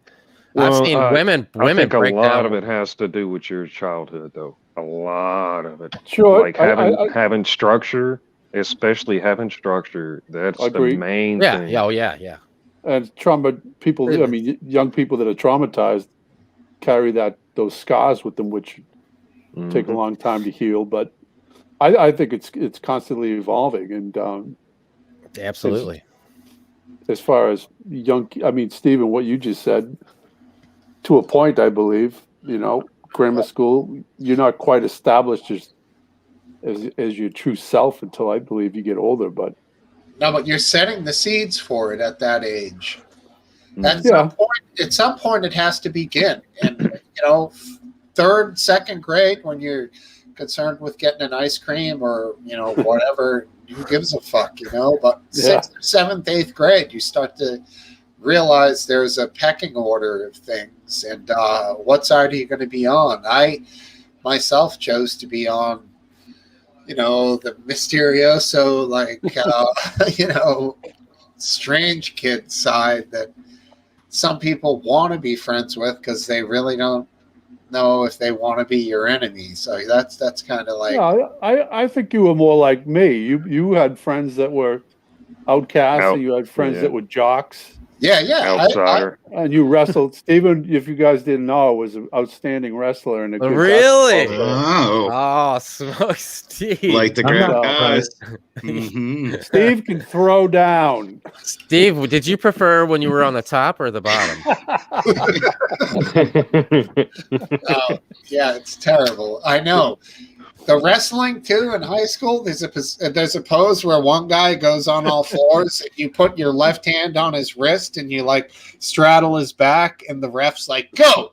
You're like humping away to try to get like top position. It's so uncool. But when you're doing it as a wrestler, you're like, "Yeah, we're fucking badass." But it's not great when you look back at some of those guys.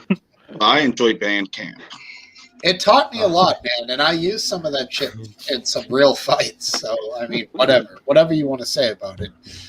There's some UFC fighters who are wrestlers who beat some motherfucking ass. So, wrestling has its place, I think. I was in martial arts growing up. Oh, those were the kids you stayed away from. Yeah. Yeah, exactly. I knew it was young Alex. Good night, young Alex. Sleep tight. Later, buddy. He's got an identity crisis. 2 names, one at the beginning of the alphabet, one at the end. He doesn't know where to fall, Alex or Will. But follow him on Twitter. He's a great follow. And he's a good kid. He is a good kid. Does Hayden ever come on, Stephen? One in every maybe 6 shows. Yeah, he was on here, like 3 weeks ago? Yeah. 4 weeks ago? 3-4 weeks ago? And often Graham will accompany him on after or around the same time. But not always.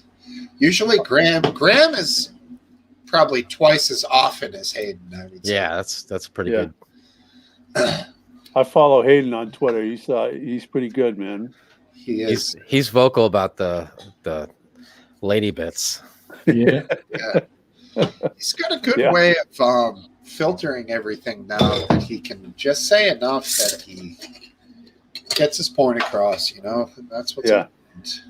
He's good. Yeah. The guy knows. I heard he's doing like voiceovers. He definitely has a good voice for that. Yeah, well, he said that, but I'd like to see some of those bad boys. Some of the voiceovers. Probably be awesome. I started smoking to improve my voice. That's why I started smoking. Good move. It was smart. He was so smart. For some time near the end of his, or the later days of his career, and maybe even now, the famous singer of Sweet Caroline, as well as many other hits, Neil Diamond, used to smoke to keep his voice raspy. Oh, did he? Yeah. He's still around, isn't he? I don't know. I mean, I think he is.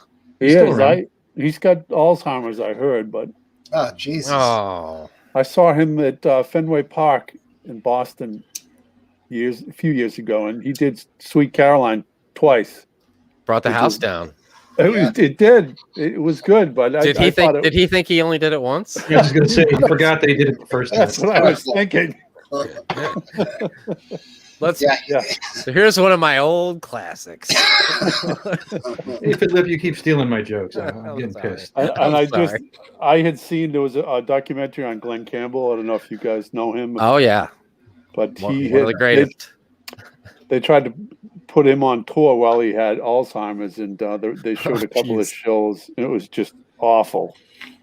He would stop the song mid sentence, and oh, that's horrible. But Poor guy.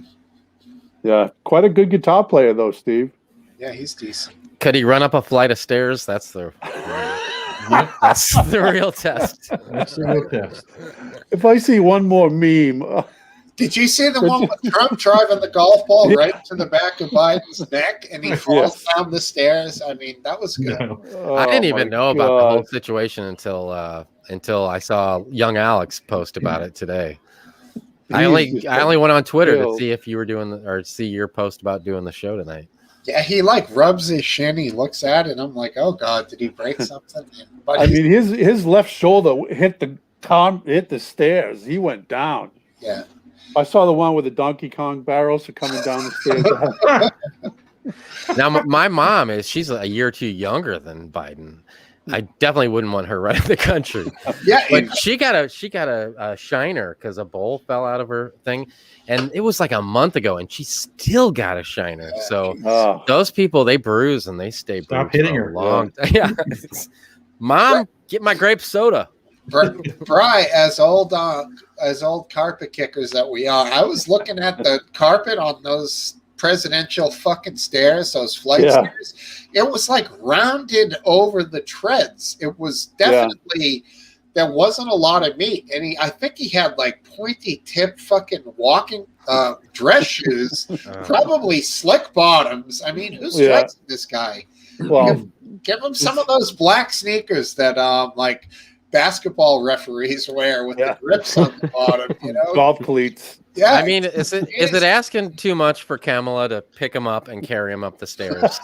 Well, what they need is a belayer at the top of the stairs. I don't know if you guys ever went rock climbing. Oh yeah, he needs a belayer. That's what he needs. Yeah, I could. One of those electric stair things that he sits in and like slowly goes up. I have a classic Bye, everybody.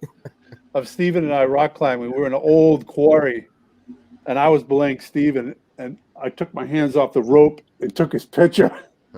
And he's looking down at me like this. I'll show that one of these times. All right, cool. Yeah. It'd be cool if they got like a green beret to belay him, and then the green beret rappels down next to the plane. And like that would be cool. No stairs for me. Right? Yeah, he's not going down the stairs. Doing a fast rappel to get out of here. Australian style. That's when they go rappel forward, running down the cliff. Yeah. The Australians could do it with an automatic rifle, and they'd rappel like firing shots forward. Pretty awesome. But, I never got the balls to try that Australian style rappel. Are you still climbing the cliffs? Because you seem, from the view we get from when you make the drinks, it seems like you're all upper body strength now. So I would think that you're. Yeah, I'm not climbing any cliffs anymore, buddy. No more rock climbing. Steven limits his risks, which is absolutely understandable. Yeah, I mean, those were the younger days. I could rappel all day long still. I've no question about that. Yeah. Rappelling is easy peasy, bro. Definitely. I've free rappelled off the 7th floor balcony at UMass Amherst in the dorms just for fun. That was. I was terrified the first time I did it, but after that, it's not bad. As long as you've got somebody you can trust on the other end of the rope. That's right. Somebody's not going to take your picture. Well, there's a rope. Take a picture while you're up there. Yeah. Yeah, here we go. Biscuit's still up. Come on, dude. You're looking fired up, guy. Although I don't think he's feeling well. He's okay, but he's talking about a subject that was talked about like an hour and a half ago. Oh, right. Yeah, he's caught. Talk about lag. I done got hungry myself. Yep. Yeah, I'm getting ready to barbecue some chicken thighs. Oh, that's going to take forever. Yeah, my favorite. Those take probably an hour. Chicken thighs cook the quickest. Chicken thighs. They're not bad. It's not an hour. It's my favorite cut. And I think so. My wife isn't. So I'm also doing a Asian glazed chicken breast on some kebabs. Oh boy. So got me going now. Making me hungry. Yeah. Oh, it's gonna be good, man. A little Well, Hosoi. I'm about to go get something to eat now. What did you say? What are you putting a little Christian Hosoi on that? Oh, yeah, a little Christmas. I'll see y'all later, man. It was good. All right, being Nil. on. Oh, Yeah, yeah. good. Take care, buddy. Don't be a Great to stranger, have you. Nil. Come Thank back you. again. See you, Yep. homie. I'd much rather have somebody that disagreed than agreed with everything I said. Yeah, he was good. He's one of I've seen him on Drotex Discord. Booyah. I know that was Or so drunk hard for me to believe, but YouTube possibly as well. But my Discord is shitting the bed. It's not going to come to fruition. I still haven't checked out that. Well, Discord. all we get is we get a lot of irate prostate posts. Yeah, that's good. Hey, I'll leave it for him. Is he on the Discord? Yeah, he posts links to his shows. he does. He's a pretty busy guy. Oh, he's got his own show. Yeah, he does he put his face on, or is he just talking? I don't think so. One time when he happened to be on, when Hayden was on, Hayden said, show yourself, and irate prostate made a joke that he looked like a burn victim, which I was here. right. So he doesn't want to show himself, and he's fine. He gets cred. He's like Cup of Tea. I would give Cup of Tea the same respect. I'm saving my list of questions for Cup of Tea. There will be a day when he's gonna call into the show. No picture needed, dude. And he could even change his name, and I wouldn't mind. Just we'd have to do a little pre-meeting about that if you wanted to. But he's in. He wants chicken with my. Yeah, no, he's on a tangent, which is cool. Daz is in the house. Daz is on fire. Is it Daz Lawrence? I think it might be.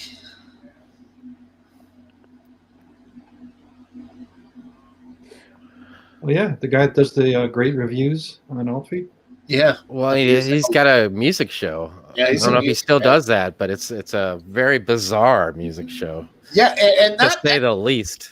To be frank, that has crossed my mind, the fact that I haven't gotten sick. But there's one thing that I want to do, and it's hang out with one of my best buddies in the world. And I'll hang out with my brother here regardless, but my other best buddy, who he knows who I'm talking about, will have to be vaccinated probably to get together. What if you did it outside? I know who you're talking about.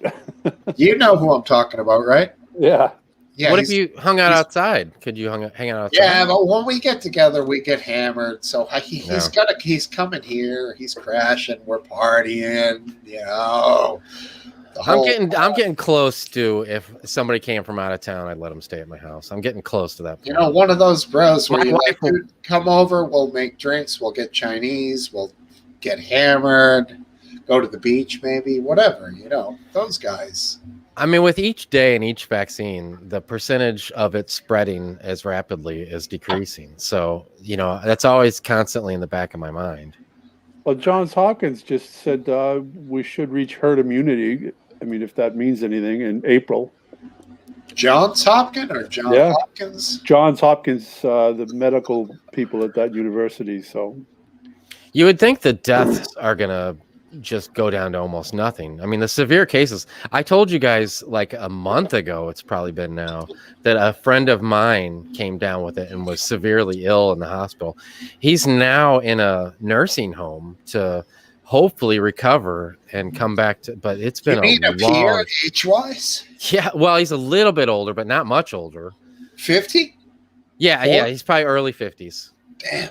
Wow. And he's in bad shape, man. He's like, seriously, and he was a healthy dude. There was nothing wrong with him as far as I know. Was COVID. Yeah, and he's in bad shape, man. He's going to a nursing home. It happens to a small percentage of people seem to have no pre-existing conditions. Right. Most of the people are old and very ill. Well, that's what I've been reading. The percentage of positive cases are incline, but the percentage of people that are actually sick has been steady. It's like I just looked it up just now. The daily deaths is still about as high as it was It was still lower in most of 2020 than Right. it is right now, Right. which I'm surprised. I would have thought vaccines would have had more of an impact on that. Well, I mean, true. I mean, it does. Most of those people that are dying probably have been ill for a month, probably, or close to it. So Yeah. you would think right now you're going to start seeing that decrease, hopefully. 3, 2, 1. Yeah, Hello. crazy. Hey, Biscuit. Hi everyone. What's up? Yeah. Sorry to hear you're not feeling good, buddy. I just got a bit of a cold. Yeah. Shit, man. Well, you look exactly the same. I keep passing out, so I didn't want to come on earlier because I'm just too tired. Just kept dropping asleep. I can totally hear it in your voice that you're sick. Yeah, Yeah. But I just had to come on and tell everyone it's a fucking vaccine, damn it. Right. So It fits the definition entirely. It is a dead part of the Oxford one does anyway. It's a dead bit of virus that sets your immune system going. So you had it what? On what date did you get it? Oh, hold on, I've got my card over here. What is it? When you guys were talking about the vaccine, was anybody saying that they weren't going to get the vaccine? I'm not going to get it. You're not? No. Why not? Well, I number had one, it on it's not a vaccine. It's a fucking vaccine. Well, the England has a different vaccine than we. England actually has a vaccine. That the vaccine that in this country, from what I understand, is RNA therapy, which That's still a vaccine. It's not a vaccine. It's a vaccine. It depends on how you look at it. Really, Maybe that one is not a vaccine. Maybe it's a pseudo vaccine. Yeah, it's. But you still get sick from it. I mean, on the second dose, I don't know if you had 2 doses. I've only had one so far, and I've had the Oxford vaccine, which is a vaccine because it is dead virus. It's actually got the virus in it. Yeah, I had it on the 7th of February. Wow. Well, you should be getting the second one soon. 3 months I have to wait. Really? 7th of February. Shit, Wow. Is that how they do it for AstraZeneca? 3 months? No, it's 3 months here because they're trying to get loads of people first dosed first. Because you get like 75, 80% off that first vaccine, don't you? Yeah. Yes, you do. It drops to about 65% after 3 months. Total nutter. Total nutter. Guy. I have a cold total and Jesus Christ, it's correlation, not causation. Will you get it right? Yeah. One more vaccine, Biscuit, and you'll be a goner. I've just got a cold. Yeah. So, Brother B, why aren't you going to get it? I'm not anti-vax. I mean, I've had a flu shot in the past. I had the shingles A and B thing years ago, but I just don't like the way it's been pushed through, and nah, I'm good without it. I'm healthy. I mean, I'm sorry about your friend. As to the vaccine not being 100% effective, and you have to keep taking boosters. There's only ever been one vaccine that's ever done that. Fully cured somebody and everybody. Polio. No, smallpox. Okay. Polio keeps coming back, whereas smallpox has gone forever. Right. So Matty B wants you to answer this little tidbit, Biscuit, if you can. What's that? Biscuit, have you been ill for a month? Yes. Holy shit, dude. So almost the entire time. Well, I can't say I've been ill. I've just been drained and tired all the time. That, again, is correlation, not causation, because I've been staying up all night and sleeping all day. And it possibly due to my lifestyle and not the actual jab itself. Well, are you staying up all night and playing video games and then you're tired during the day? Okay. Yes. Interesting. This is quite an experiment you've got going here, and I'm staying up using these. I don't know if you can see it with stupid green. Yes. Oh, yeah. I took one of those earlier because I was feeling a little tired. This is Rockstar Tropical Guava. It's yummy. Right. And sugar-free. Is that one of the ones that has juice in it, so it's healthy? No, it's got guava in it though. Ooh, guava. Nice. Very nice. Yeah. Well, guys, I'm gonna take off. Yeah, I'm leaving too. I had a great time, and thanks to the guys on the Troll Central for keeping things lively there. Appreciate Of course. Great show. it. Take care. All right, guys. Me too. Get better, Biscuit. Bye bye. See you next week. I'll be better then, hopefully. I'm going out with Last Dance. I got to start the charcoal. All right, buddy. Gotta start. All right, see you guys. See you later. Later.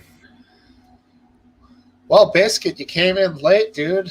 Man, I only came in to say hi. I just thought I'd show my face. All right, man. I'm going to say hello 5 minutes. I'll probably pass out in the next 10 minutes anyway. All right. I think it seems like a good time to call it a night if that works for you. You've been on quite a while. Say again? Been on for quite a while. Been one of the longer ones again. 9:30. 9:30. So 3.5. The clocks I don't think the clocks have quite gone forward yet. They're going forward tomorrow night. Okay, so next week we'll be on the same time frame. Oh, that's right. I think the space station flew over here today. I'm just looking at the time. Sorry, thinking out loud. That's all right, buddy. Because my computer's supposed to automatically change. It's still 1:30. Cool. And the show started at 10. Exactly. All right. That's what time it starts in England? No, it normally starts at 11. 11, exactly. Wow. Because our daylight savings happened 2 weeks early, or a week early, maybe there's now our time's fucked up, so it was fucked up tonight. It don't matter. It's about as deep as I can get on that. Mind you, it might mess up some other people, but it's easier for us UK guys at 10 o'clock. Exactly. All right, guys, have a good night. No worries. See you next week, hopefully. Next week, same time, same place. Later.